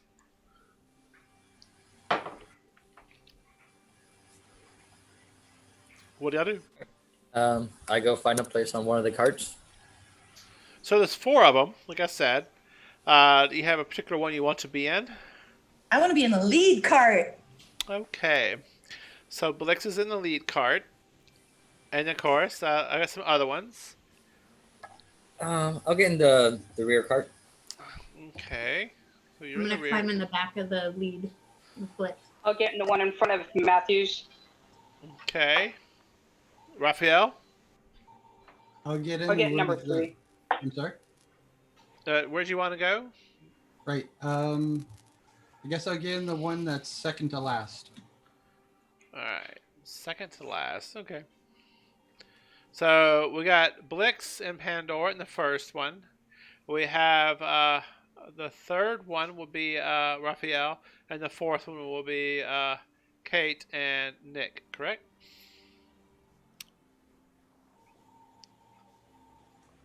Alright. Sounds good. So after a few moments of last-minute supplies, equipment being put in the wagons, things being checked, you find that you're suddenly jerked a little bit as the wagon hands begin moving the oxen along. But you notice they're not actually like sitting on a stool or on the leaderboard of the wagon itself. They're actually pulling it with reins in the front of it, walking with the 2 oxen per wagon, and they begin walking out of town. You think you could probably actually walk faster than the pace of these creatures, but hey, perhaps later you think that you'll get down and walk. But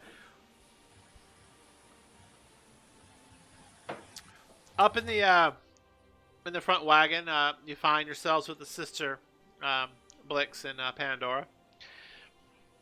The rest of you, the company you're with is pretty bland, although you find that they talk about their families here in the town of Felderin, and they're just helping out. You recognize one of the individuals who the young boy Quentin, who had been accused of setting fires in the fields, but as you later proved was innocent. He's actually one of the individuals who's volunteered, although he says to you,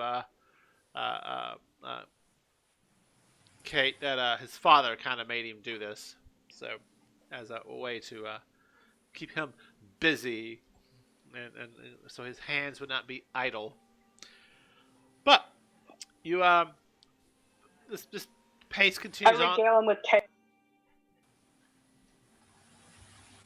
You want to repeat that, Kate? I said I'm going to regale him with tales in order to keep him busy as we travel. No. So He's a young buck. It gives him an idea to, stretch his. Yeah. Well, Well, like my travels, because I'm always looking for knowledge. So he goes, want me to write it down? you can cast spells and things of that sort, can you not? He says to you. Yes, I can. Where did you learn such abilities? Yes, I can.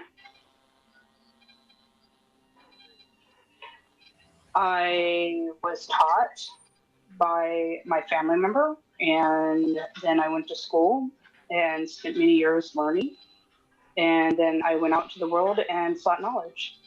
So many years, many trials, many towns.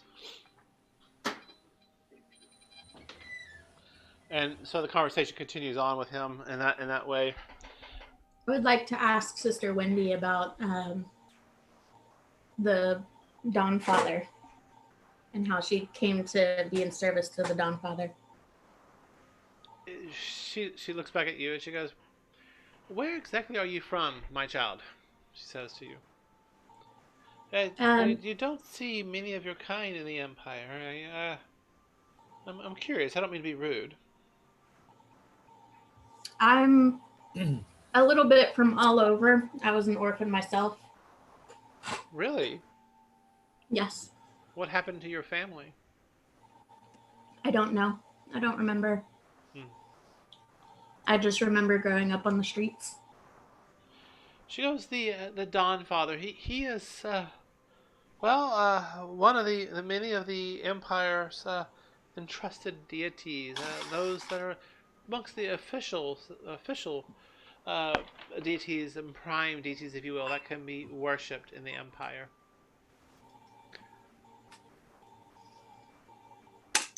Did you just randomly choose, or did the Dawn Father call to you? I guess you could say called to me. I mean, a necessity in the Empire, I guess you could say.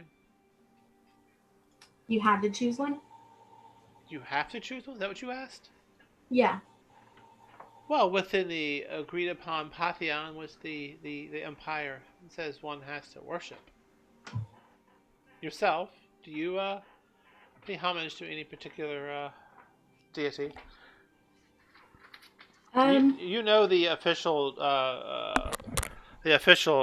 deities: Behemoth, the Platinum Dragon, Ion, the Knowing Mentor, Palor, the Dawn Father, Arathis, the Lawbearer, Moradin, the Allhammer, and the Raven Queen, Matron of Death, are the official 6 deities of the Empire. I don't necessarily follow any of the prime deities. I've only had exposure to a lesser idol. Oh, what would that be, if you don't mind me asking? The Luxon. I have not heard of this. It also deals with light and feeling isolated. So I really connected with the isolated and yearning for unity part, which is why I'm interested about Palor, because that is also bringer of light. Well, she says to you, the Empire is full of many individuals who have worshipped the prime deities, if you will. Some of them have their hearts and their minds in the right place, and others not so much so. So, be careful, my child. Speaking of this Luxon, I do happen to know that is something that is from the Kryn dynasty, and to be honest, looking at you and your kind, I know you're not common to the Empire, for sure. Is that where you're from, though, the Kryn dynasty? Yes.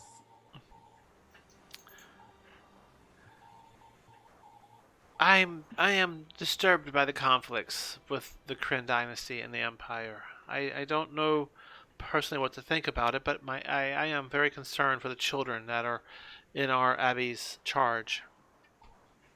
Yeah, I don't agree with the conflict either. I don't understand why it's even occurring, honestly. Do you have any insight on that? She says to you. She asks you. Just a little bit. Just, what I've heard on my travels. I know that the Kryn dynasty is looking for religious artifacts that have been stolen, supposedly by the Empire, and the Empire is trying to use them to defeat the Kryn dynasty. It's a whole lot of mess. I've heard none of this. So where did you hear this from? Around. She nods, kind of understandingly, She goes, I understand. Well, I do appreciate you and your friends helping us extract these children from the abbey near Talisman. It's the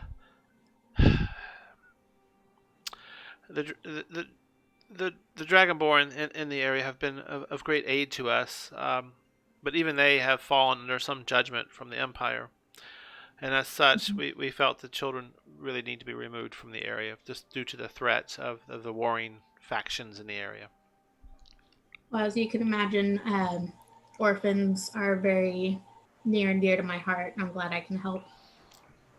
And I think a lot of there's a lot about the Kryn dynasty that is misunderstood or misjudged. Well, perhaps in a day's travel here, we can discuss, and perhaps I can be a bit of enlightened by that. Then, if there's any questions I can answer for you, I'll do my best. Sounds good. So, as you're traveling on, you find yourselves kind of making your way through the Marrow Valley, and then finally starting to head eastwardly towards where the river is that winds through the Marrow Valley. You can actually kind of see it in the home screen of the Foundry desktop if you look there. You eventually begin making your way eastwardly towards the mountains, and up ahead of you see a small copse of trees. Copse of trees, I guess would be the word. I don't know if corpse would be the right one. Cope. It's corpse. Corpse. I don't like that word. It sounds wrong, right? No, it's a core. I'm sorry. Core. No, it's a. You know what? I'm googling it. Google it.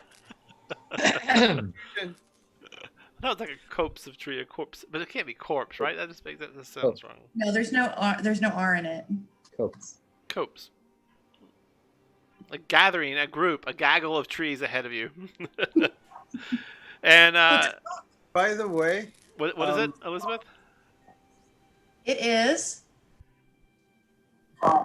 Copse of tree. Okay, a copse of tree. interesting. Of trees. Yes, Raphael. I had a problem with my Foundry window, and so I closed out of it, not knowing that I couldn't get back in. You should be able to just click on the hyperlink and get back in. Just reload and select your character's name, and you should get right back in.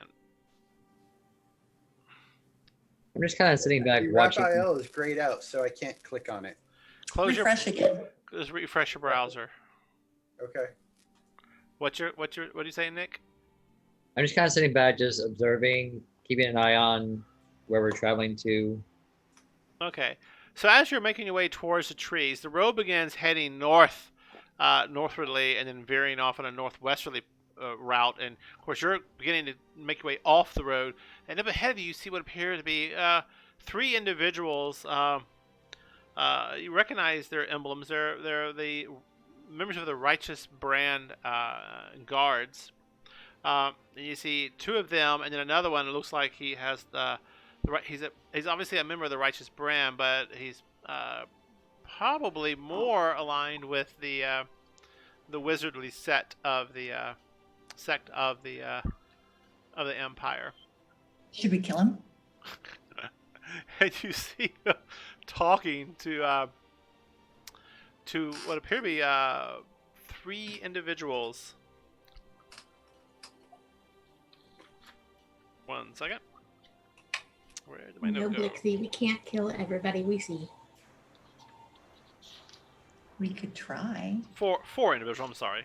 1 second. I gotta look up something real quick. No murder hobos. The time will come, and then you can unleash your short bow. My crossbow. I've swapped it Yeah, out for a sure. light crossbow. You can unleash your crossbow. And the fury of the small. Just gotta wait. Ooh, wait.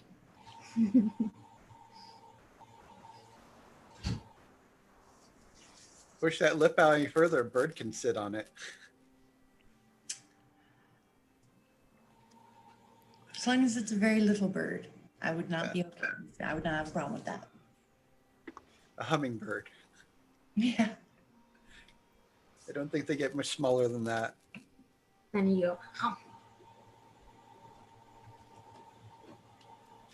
That one I'm looking for. Sorry, I've lost the What? note here. 1 second. While you do that, Pandora, you know, I actually picked a deity as well when I was doing my backstory. Mm-hmm. So I don't know if I should have, but though I grew up in the light of the Luxon, I also have the deity Avandra, the change bringer.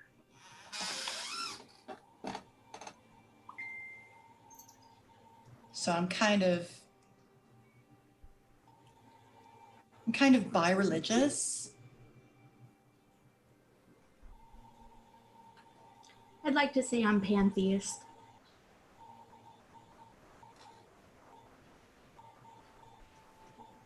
Or atheist. I don't know. No. Atheist. Growing up an orphan on the street is kind of rough. You don't really believe in a god. See, I had a very different upbringing than you. All right. So yeah, and you see on the cloak of the road figure what appears to be like a spiked pitchfork almost with three gems kind of spiking, one up and two out, and you know that's the emblem of the Cerberus assembly. And these three individuals are like, as you get closer and closer, they haven't quite noticed you yet because they're intently focused on these other four individuals. But two young children and two what you think are older adults, probably in their late 30s, early 40s, and the children are probably before their probably not even their 20s yet.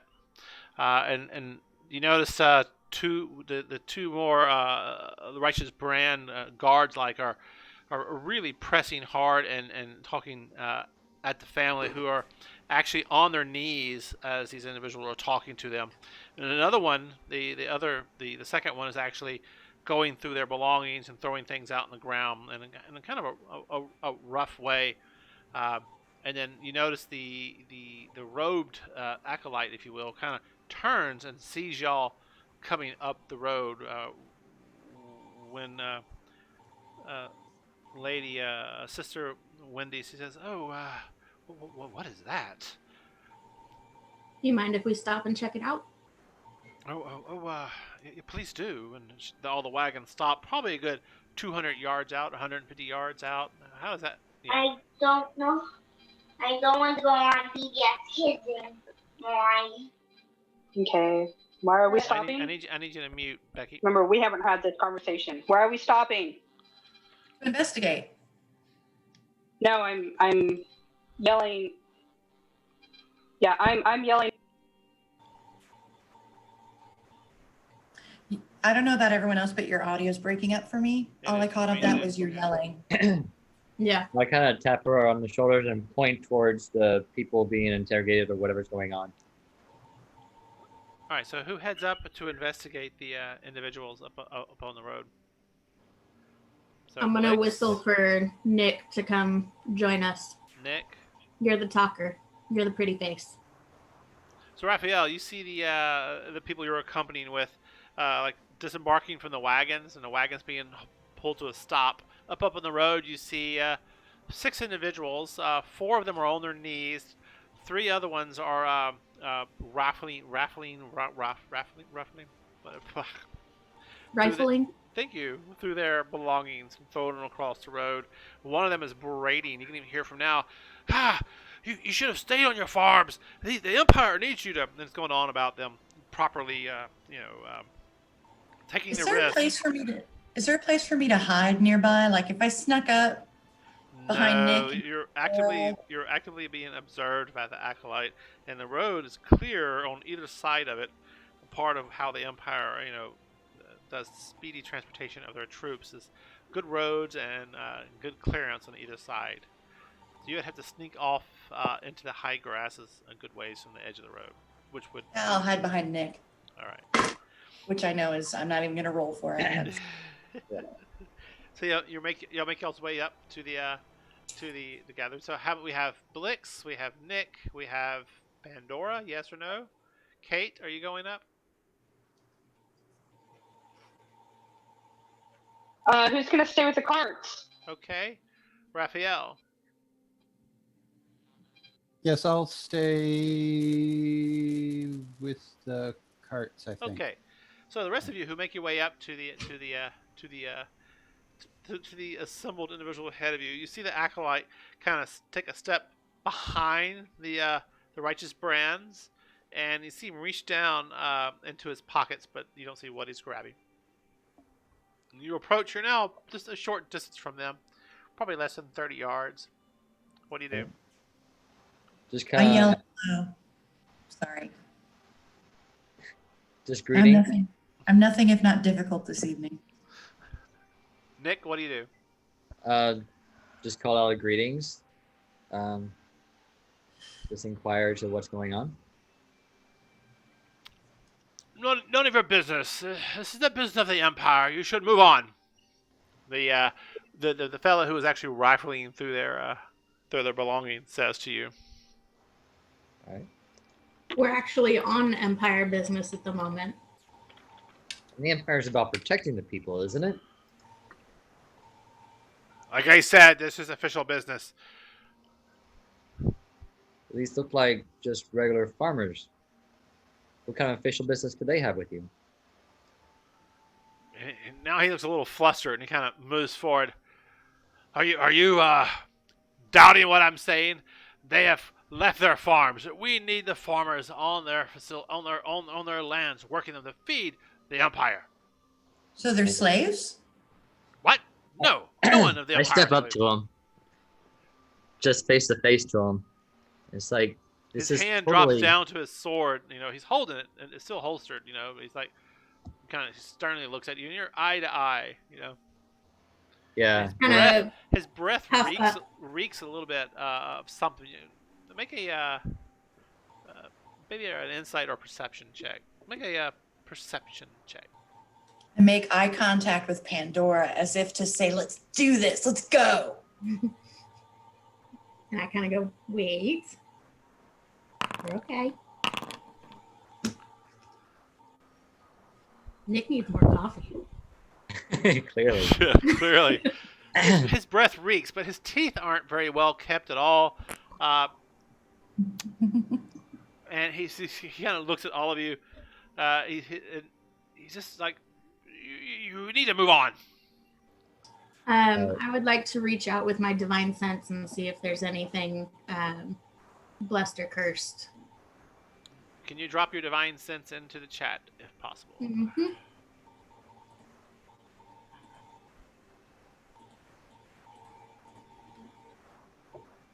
While she's doing that, I just want to look him just like dead in the eye. Just soldier to soldier, just like there's a better way to do this. So the individual with the robes on, he radiates a definite tinge of foul intentions to you.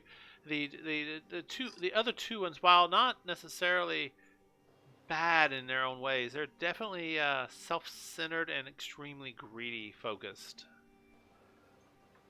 All of my hair is standing on edge as I put my hand on the handle of my battle axe. That's a lot of hair. And so what do you say, Nick?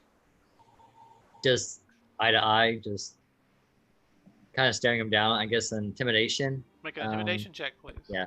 Let me go there. You can make it public. Well, I'm intimidated. All right. Just So- sounds like there's a better way to do this.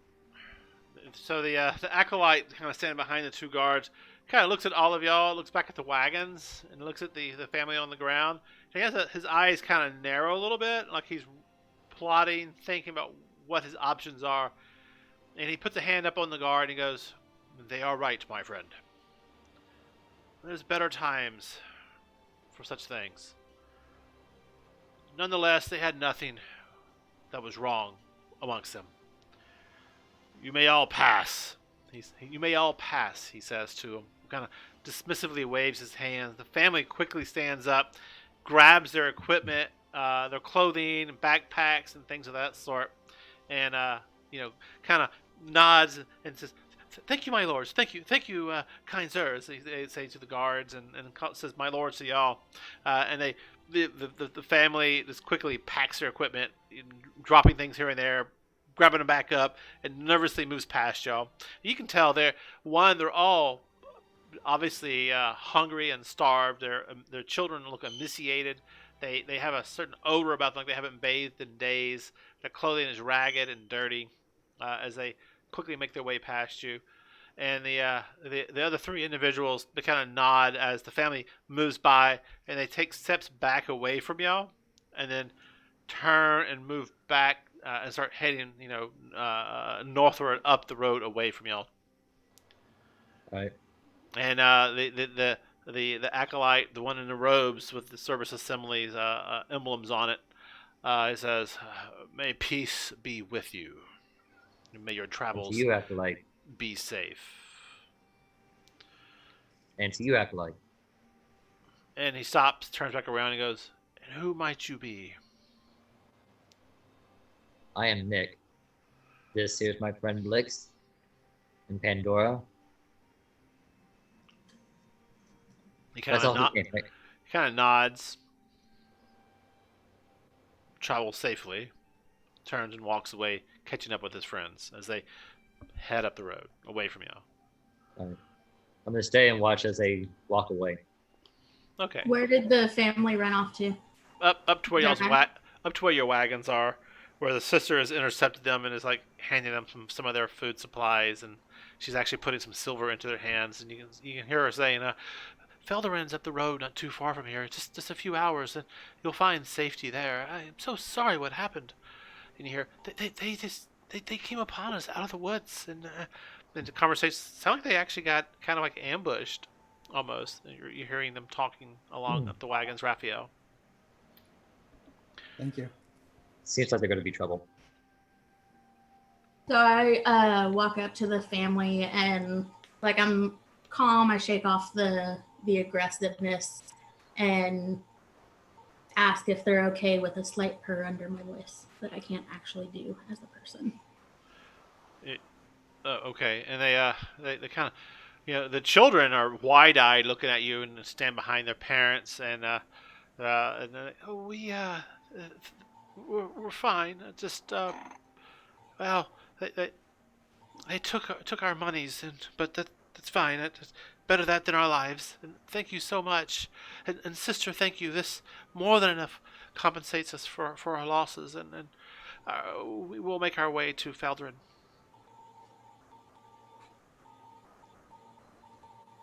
Stay safe. And with the extra food, water, and a bit of silver that the sister gave them, they begin making their way southward towards Felderin. Does the sister deep know who the breath and- acolyte was? Do what? Say this again? Does the sister know who the acolyte was? She does not. Kate, make a insight, or actually a perception check, please. And anybody else who's trained in it could possibly. Let me see here. Could possibly make that. My Chrome is locked up for the moment. is that not opening? A perception check? Yes, if you're yeah. If you're trained in it. Well, Trained I in am which? proficient in it, but that didn't help. Actually, Kate, not perception. Kate, you need to make a not insight. It's a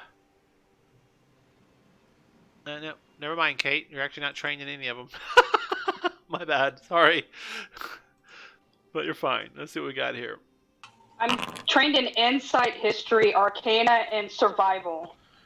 It doesn't say you are. It's weird. What's going on here? Huh. Alright, yeah, so if you're trained in insight, make an insight check, I guess. So what do we get here? Let me see. 9, 10, Blix. Alright. Blick and Nick. Their clothing, their gear and was ragged and not in very good condition. And just from what you saw on the Felder, the guards tend to take a bit of pride in their equipment and their clothing. Scavenger deserters. Most I knew likely. we should have fucked them up. The family? No, the soldiers that we ran across, and the acolyte too. Right. Yeah, the cloaks and equipment looked kind of dirty and frayed on the edges. Like hadn't been washed in a while. The odor from them wasn't very pleasant either.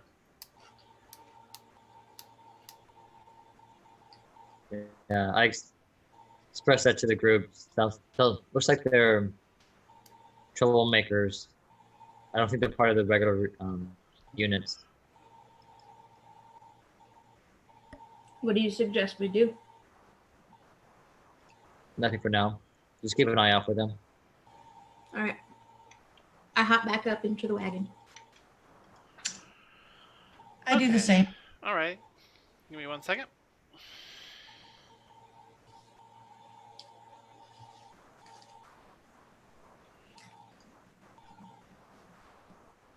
Zoom is suggesting my internet is unstable. I What think, does Zoom know? right? It's so personal, isn't it? Rude. Well, Zoom was unstable earlier this week, so Yes, it was.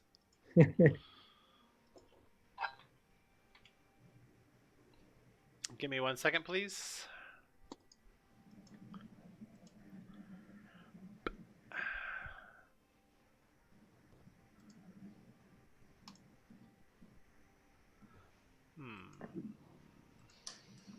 I might need more pudding. How can you have any pudding if you don't eat your meat? out of character, it's probably good that we don't know the acolyte's name. Probably have to kill him later.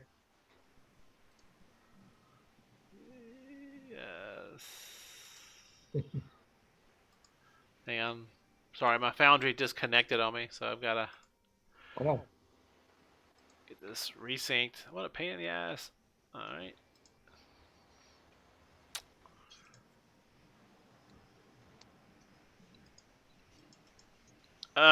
Come on, computer.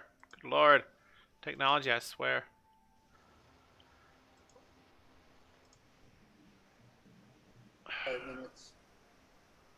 Yeah, I'm getting a message too that the internet is slow.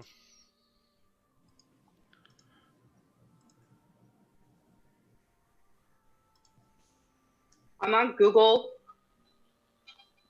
and I get that all the time.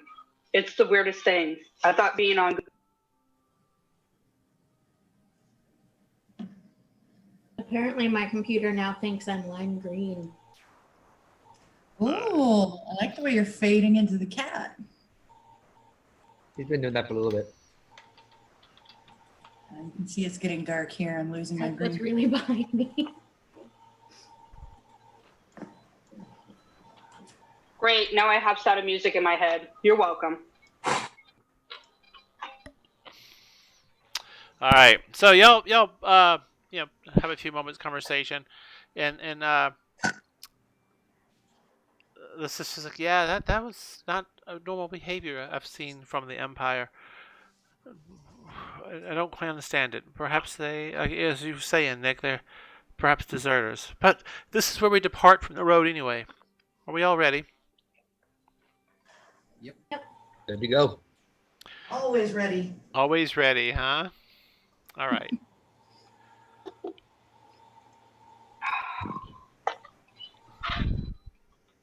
That was weird.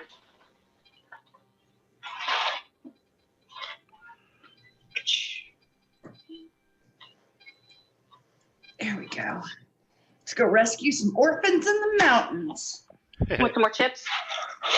All right. From the Nazis. Wait a minute. You begin slowly trekking off the road, and the grass and the weeds and the fields begin to get higher and higher. Pretty soon, Blix, you find you can easily disappear within the tall reeds and grass and cane of the fields here, and you begin making your way towards the woods. But you notice the lead wagoneer actually leads along the edge of the woods and not actually through it. And within an hour, and this day is kind of progressing, you've made a good amount of time. You're probably getting closer to 4, maybe 5 o'clock.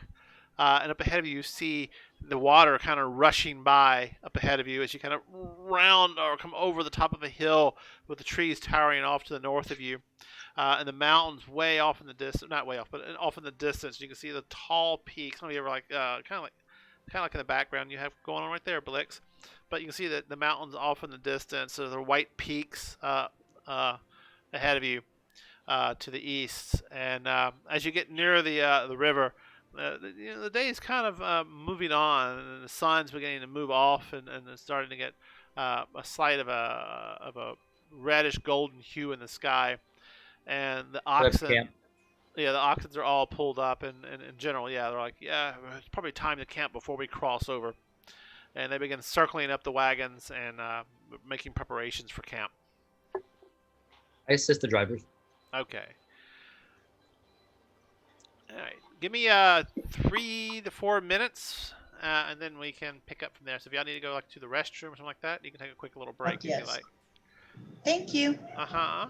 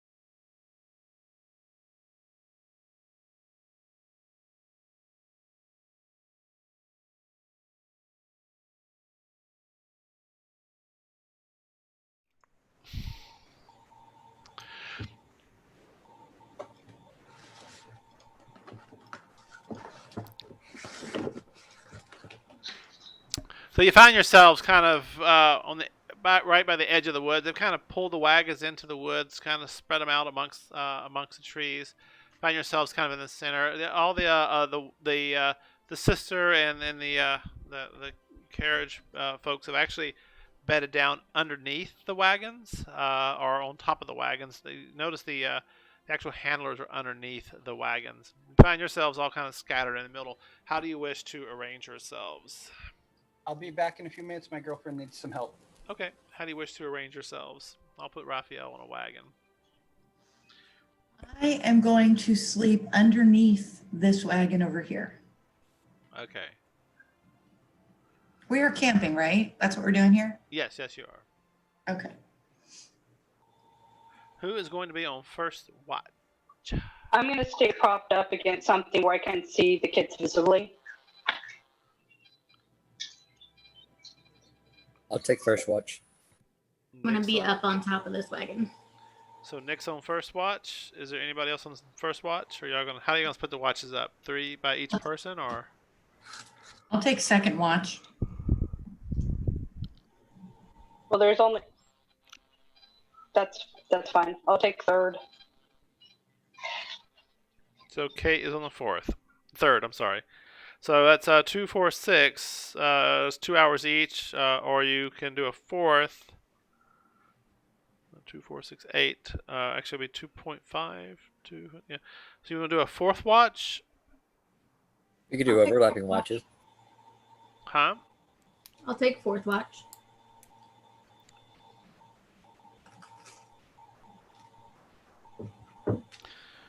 Okay. So, Nick, your companions all bed down, resting. Some of them are doing their studies. The first watch is really people were eating, getting ready to bed down. You kind of are you staying within the center of the wagons, or are you kind of like circling about the wagons, or what are you doing? How are you proceeding with your watch? I'm gonna see if there's any high ground. If not, I'll just walk the perimeter. Okay. There's not really high ground. You can certainly walk the perimeter. All right. Let me see something here real quick.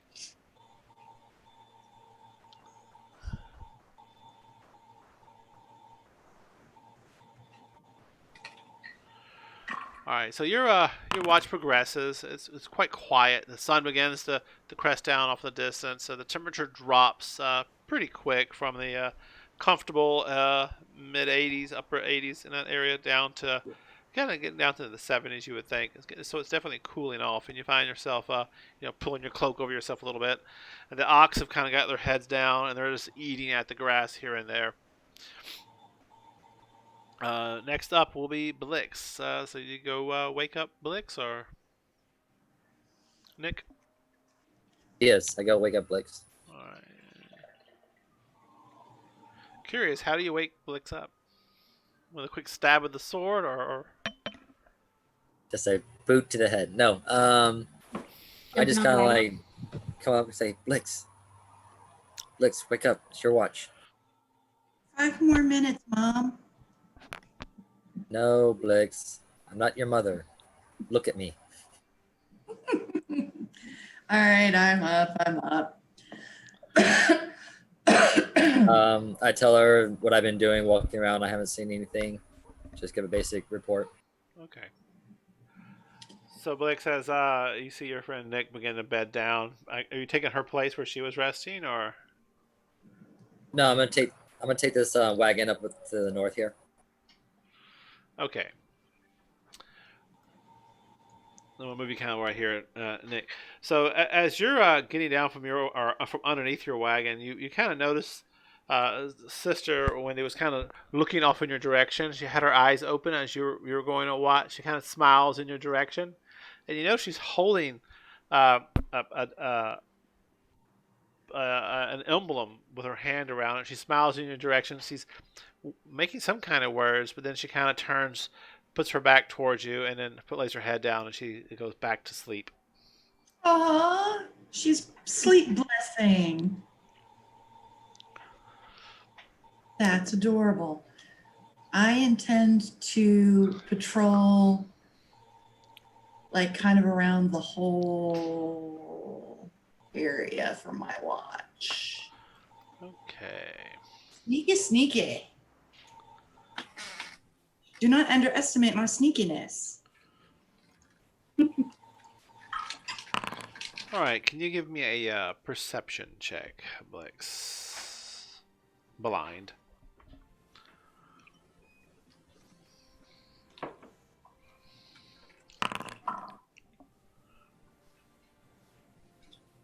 I perceive all the things, I assume. Yes. Give me 1 second, please. Are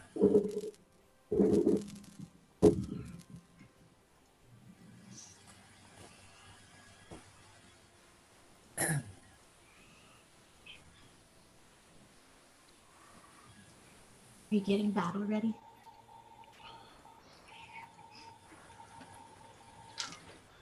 Looks as you make your way around the southern side of your camp, you see 3 individuals near the trees looking in your direction. They're all kind of squatted down on their knees, and they have their swords drawn, kind of looking in your direction.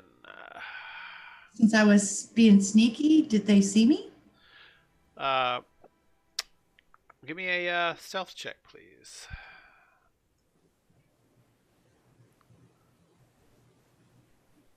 Right.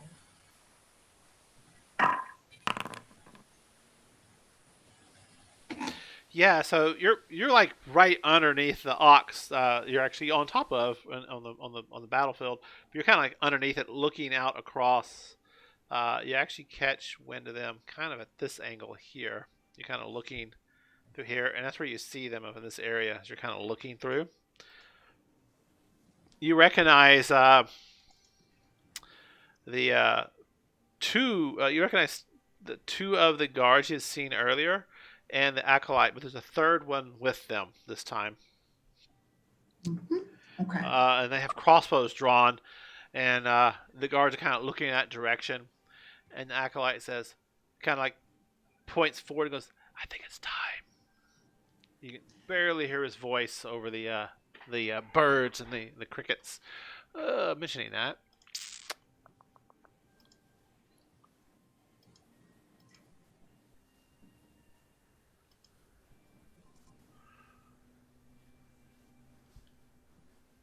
Where?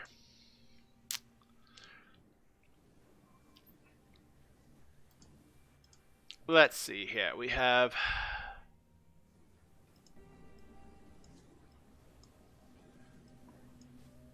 Remember, Blix, I am sleeping. all right. So, what do you wish to do, Blix? They haven't quite noticed you yet. I'm going to sneak backwards away from them Mm-hmm. to this cart where I'm going to try to very, very, very quietly shake Pandora and Raphael awake. Make a stealth check. Well, actually, you don't need to. The other one's just fine. So, who do you wake up first? Pandora. Okay. So, Pandora, you what do you tell her when you try to wake her up, Nick? She's purring. Pandy, we're under attack. Get up.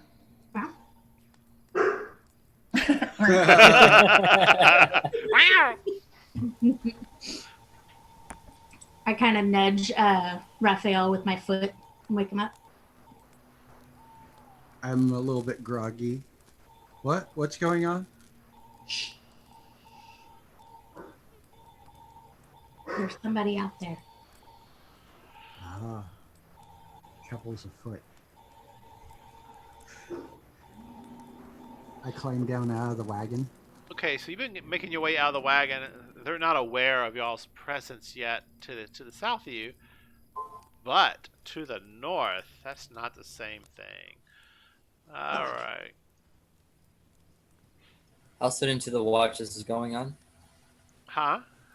How soon into the second watch is this? Probably within 45 minutes to an hour. Long enough for you to be asleep. Sorry. I'd ask. It was a good question. So this happened right before you woke up your companions. So it's an advantage.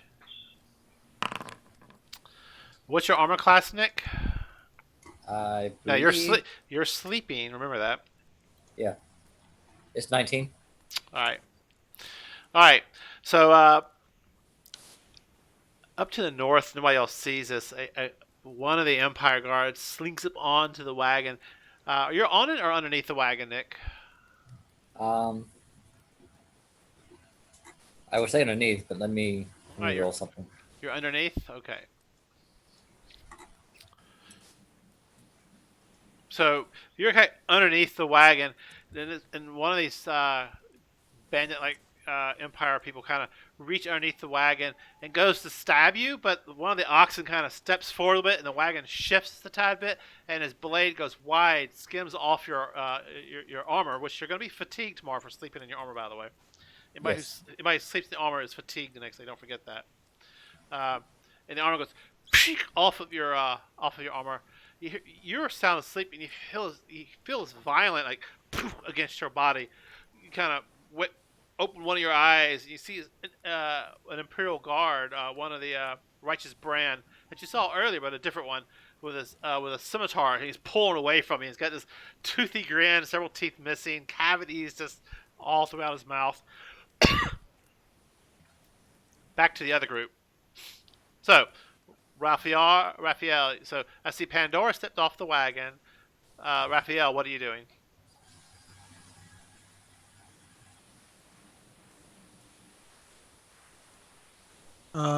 Sorry, you're talking to me. Do I notice this, or am I looking in the wrong direction? You're looking to the south. I did not know about that, so I was only letting them know about the. So you're looking in this direction where Nick was. Blix was pointing to. You see the little arrow moving back and forth on the map. Right. All right. Okay. Do I hear the tink? Make a perception check with advantage. I can see dark. I have dark vision, so I should be able to see them if they're in my line of sight. So you see some shapes moving around to the south of you, by the bushes and behind the wagons. Pandora, 12. I think I'm gonna draw my crossbow on one of the shapes. So y'all begin to all move. They see y'all getting up and moving, and they immediately begin to fire off their arrows, their crossbow bolts in y'all's direction, not waiting. So let's go ahead and Initialize! Yes. I'm ready. Let's fuck them up. It's now, Blix. The time is now. Oh my god, they're tribbles. They're multiplying. They're all over the place. The time was before when there were only a few of them and they didn't expect it. This is not the time. Shit. So Oh, I haven't woken up yet, huh? you have not. Raphael, you'll see a fist in the UI in the upper right hand corner, kind of like this. That is the combat track. If you click on that, you should see your character with a 20-sided dice beside it. Click on the dice, and it will generate your initiative. Gotcha. Thank you.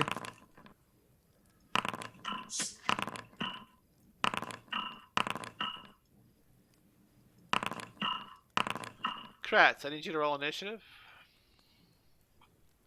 Kate. Katsidi. Katsidi. The great letting and me. beautiful ZD. It's not letting me. Alright, I'll roll it for you real quick. Done. A little icon on it. It's not letting me. Again. I rolled it for you. Go for it. Refresh your UI, Kate. All right. I had your game going. Okay, Nick. So you're up first. You felt that sudden thud against you. You wake up. You see this individual like leaning over you as you're slightly underneath the wagon. All right. What do you do? I'm going to roll out from underneath the wagon. Hang on 1 second. Yep. 1 second.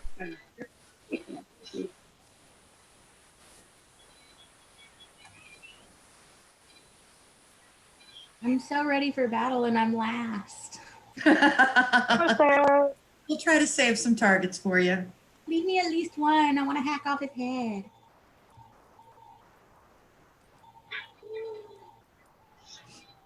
I'm asleep, so it'll totally skip me. Well, we're about to start shouting, My so action will be I woke up.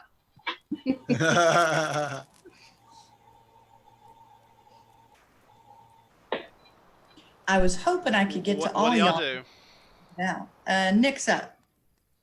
Nick, what do you do? Get out from underneath the wagon, stand Uh-huh. up, pull my great sword, and yell. Word. All right. Kate, you hear a loud, piercing scream from Nick. Waking you Ah! up.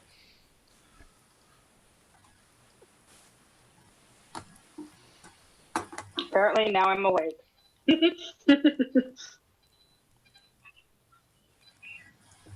All right, Nick, you're prone. So remember, you attack with disadvantage. I said I rolled out from underneath the thing and get up. So you can okay. So you're gonna roll out. That's half your move, standing up, and you attack. Okay, that's fine. Then you got 21. That is a hit. I should hope.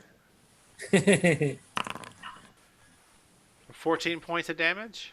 Okay. Yes. Timer's on. Sweet. All right, so you roll out, and he's like, ugh. He kind of swings his Nice. scimitar at you, but you go with your great sword right into his chest, into his sternum right here, splitting him open. His old rotten armor just does not protect him from you, and you deal him a deadly blow. How do you do this? Like you said, just like straight in the chest, up through the shoulder. Okay, yeah. So yeah, you like that, right through it and down through his body, easily taking him out. Where is he? Yeah, he's dead. All right. And you see- Like butter. yeah, you see him go down quickly, Nick. So half your move standing up, you attacked him. That means you got another. You have a movement or a bonus or reactions if you have anything that you can do.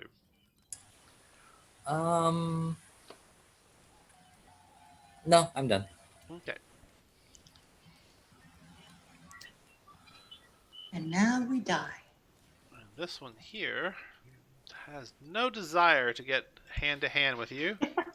And attacks you with his light crossbow. Do I have cover 22. with the wagon? You get no, because you're standing up. Okay. 22 versus your armor class. That would That be hits. it's a hit. You're rolling blind, by the way, Accent. Oh, that's okay. Hits you Is for it? hits you for 2 points of damage, Nick. Ouch. You got it? Okay. Kitty. Yeah, I got it for you. I look over at him. I just smile.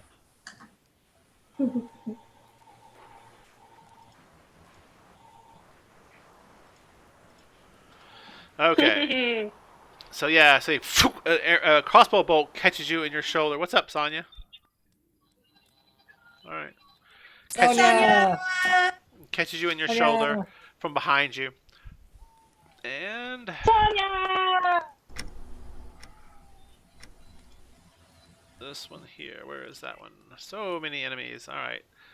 This one moves to here, squats down to get some cover, and fires at Raphael, who's on top of the wagon. It's an easy shot. Takes that shot at Raphael with a light crossbow.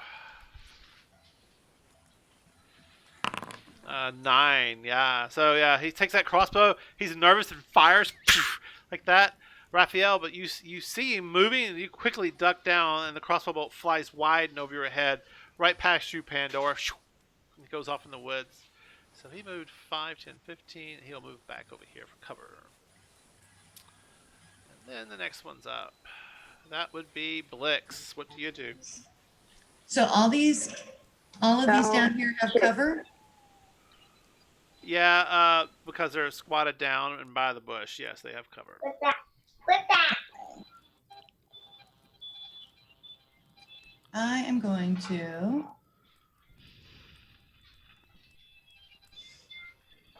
to climb up onto the wagon so I can see them better, maybe.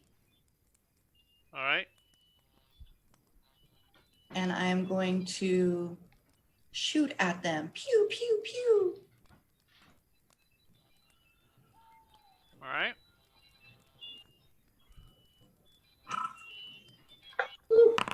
Good job.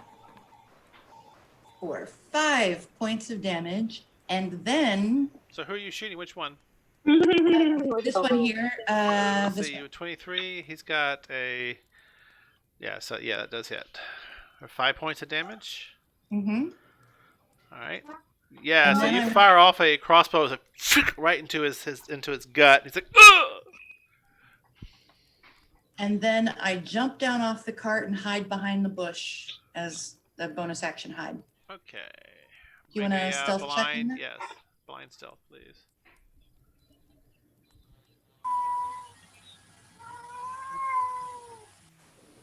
All right.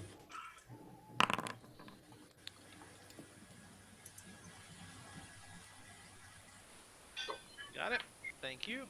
And if you're done with your turn, in your turn. All right. That one's dead. Now we're moving from the combat. All right. And then this guy here, he will. 5. So.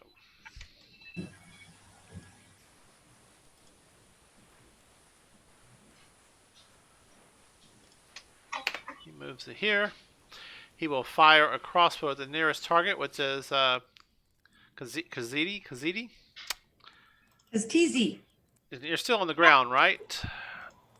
Kazidi. TC. No, I'm awake. All right. So Yeah, yeah, but he fires an armor, I don't know if I stood up fires on a anything, crossbow but at yeah. you, I'm on the ground. and misses Okay. you. Goes flying over your head, and then he will move.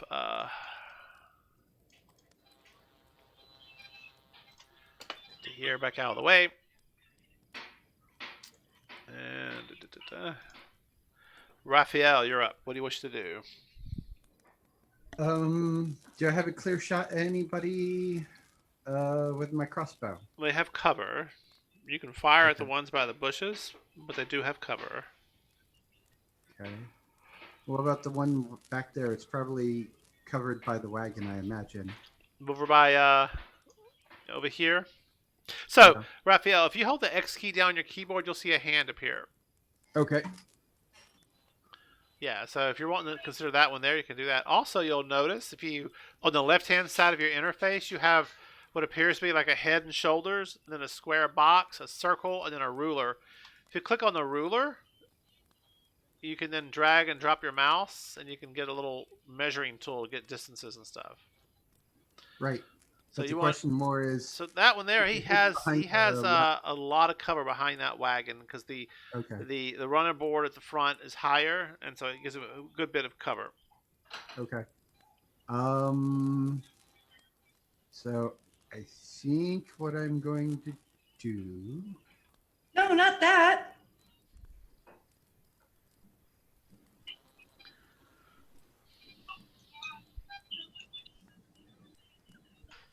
How do I end up doing him? There.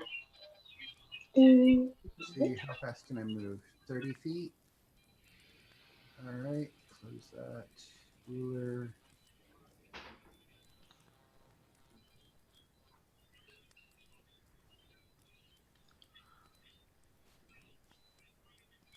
Yeah. I think if I move there. All right. So you want to do is go get the Look, head and your little 4 squares. Click on that on your interface, left hand side. Then you can move your token. There you go. Maybe cat, but you're no way. So you move there, and then what? Now you have And you can attack either one of these two without cover. Well, actually, the robed one has a little bit of cover, but the guard here does not. He's already been previously damaged. What do you want to do? I'm going to fire my crossbow Uh-huh. at this first one here closest to me. All right. Fire away. Roll a d20. So, Alright. on your character sheet, when you open your character sheet up, you'll see inventory. Right. And so you'll see your crossbow in here somewhere. You'll see Right. what looks like a little head of some sort, right? Okay. So if you put your pointer over the head, it turns into an orange D20. If you click that, it'll drop a roll into the chat box. All right. Da-da-da-da. Is that right? That doesn't sound right. So it says firebolt. That's teasy. No, that's the wrong person. Try again. So on That's your me. No, it's not supposed to be doing that. I wonder, does he have the wrong character sheet up? No. So you go to the inventory tab. Okay. You'll see the Wait, words. I'm on the inventory tab. No, You see crossbow, comma light. that's Right. Move your mouse over to Might be where the little. Oh, the head. Got The it. head, yeah. Okay. I was looking at the silhouette head, not the. All right. So Got now in the chat, if you go back to chat, you'll see attack or damage. Click the attack button. Okay. And blind GM roll normal. No, just normal roll. Normal roll. 10. All right. So you fire off your crossbow. Phew! It misses. It goes wide over his head. Anything else?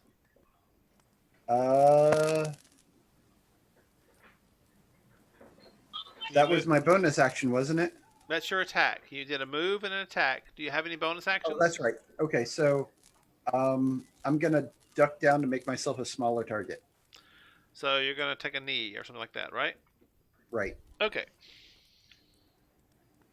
Now you don't have any cover around you, so it's going to be a little harder. But we'll keep that in mind. All right, that's the end of your turn. So on your interface, you'll see the words "in turn" at the top of the Foundry interface. Do you see that button? Should be somewhere up here, I think. Top center, perhaps. Do you see that? No, not yet. Up here somewhere? Intern. Is it up here by forest scene? It's up here somewhere. No, like right up in this, like for me, it shows up right here as like a pop-up button at the top of the window. That's okay. I'll end your turn Oh, for I you. see intern here. I'll There click you that. go. That's it. Good. All right. So now. there you go.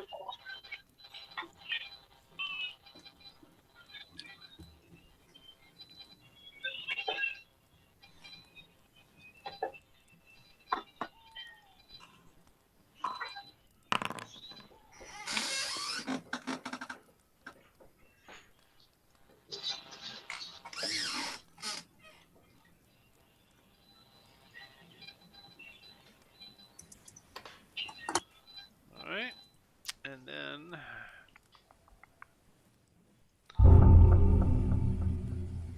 Well, that's up. Started that crap again.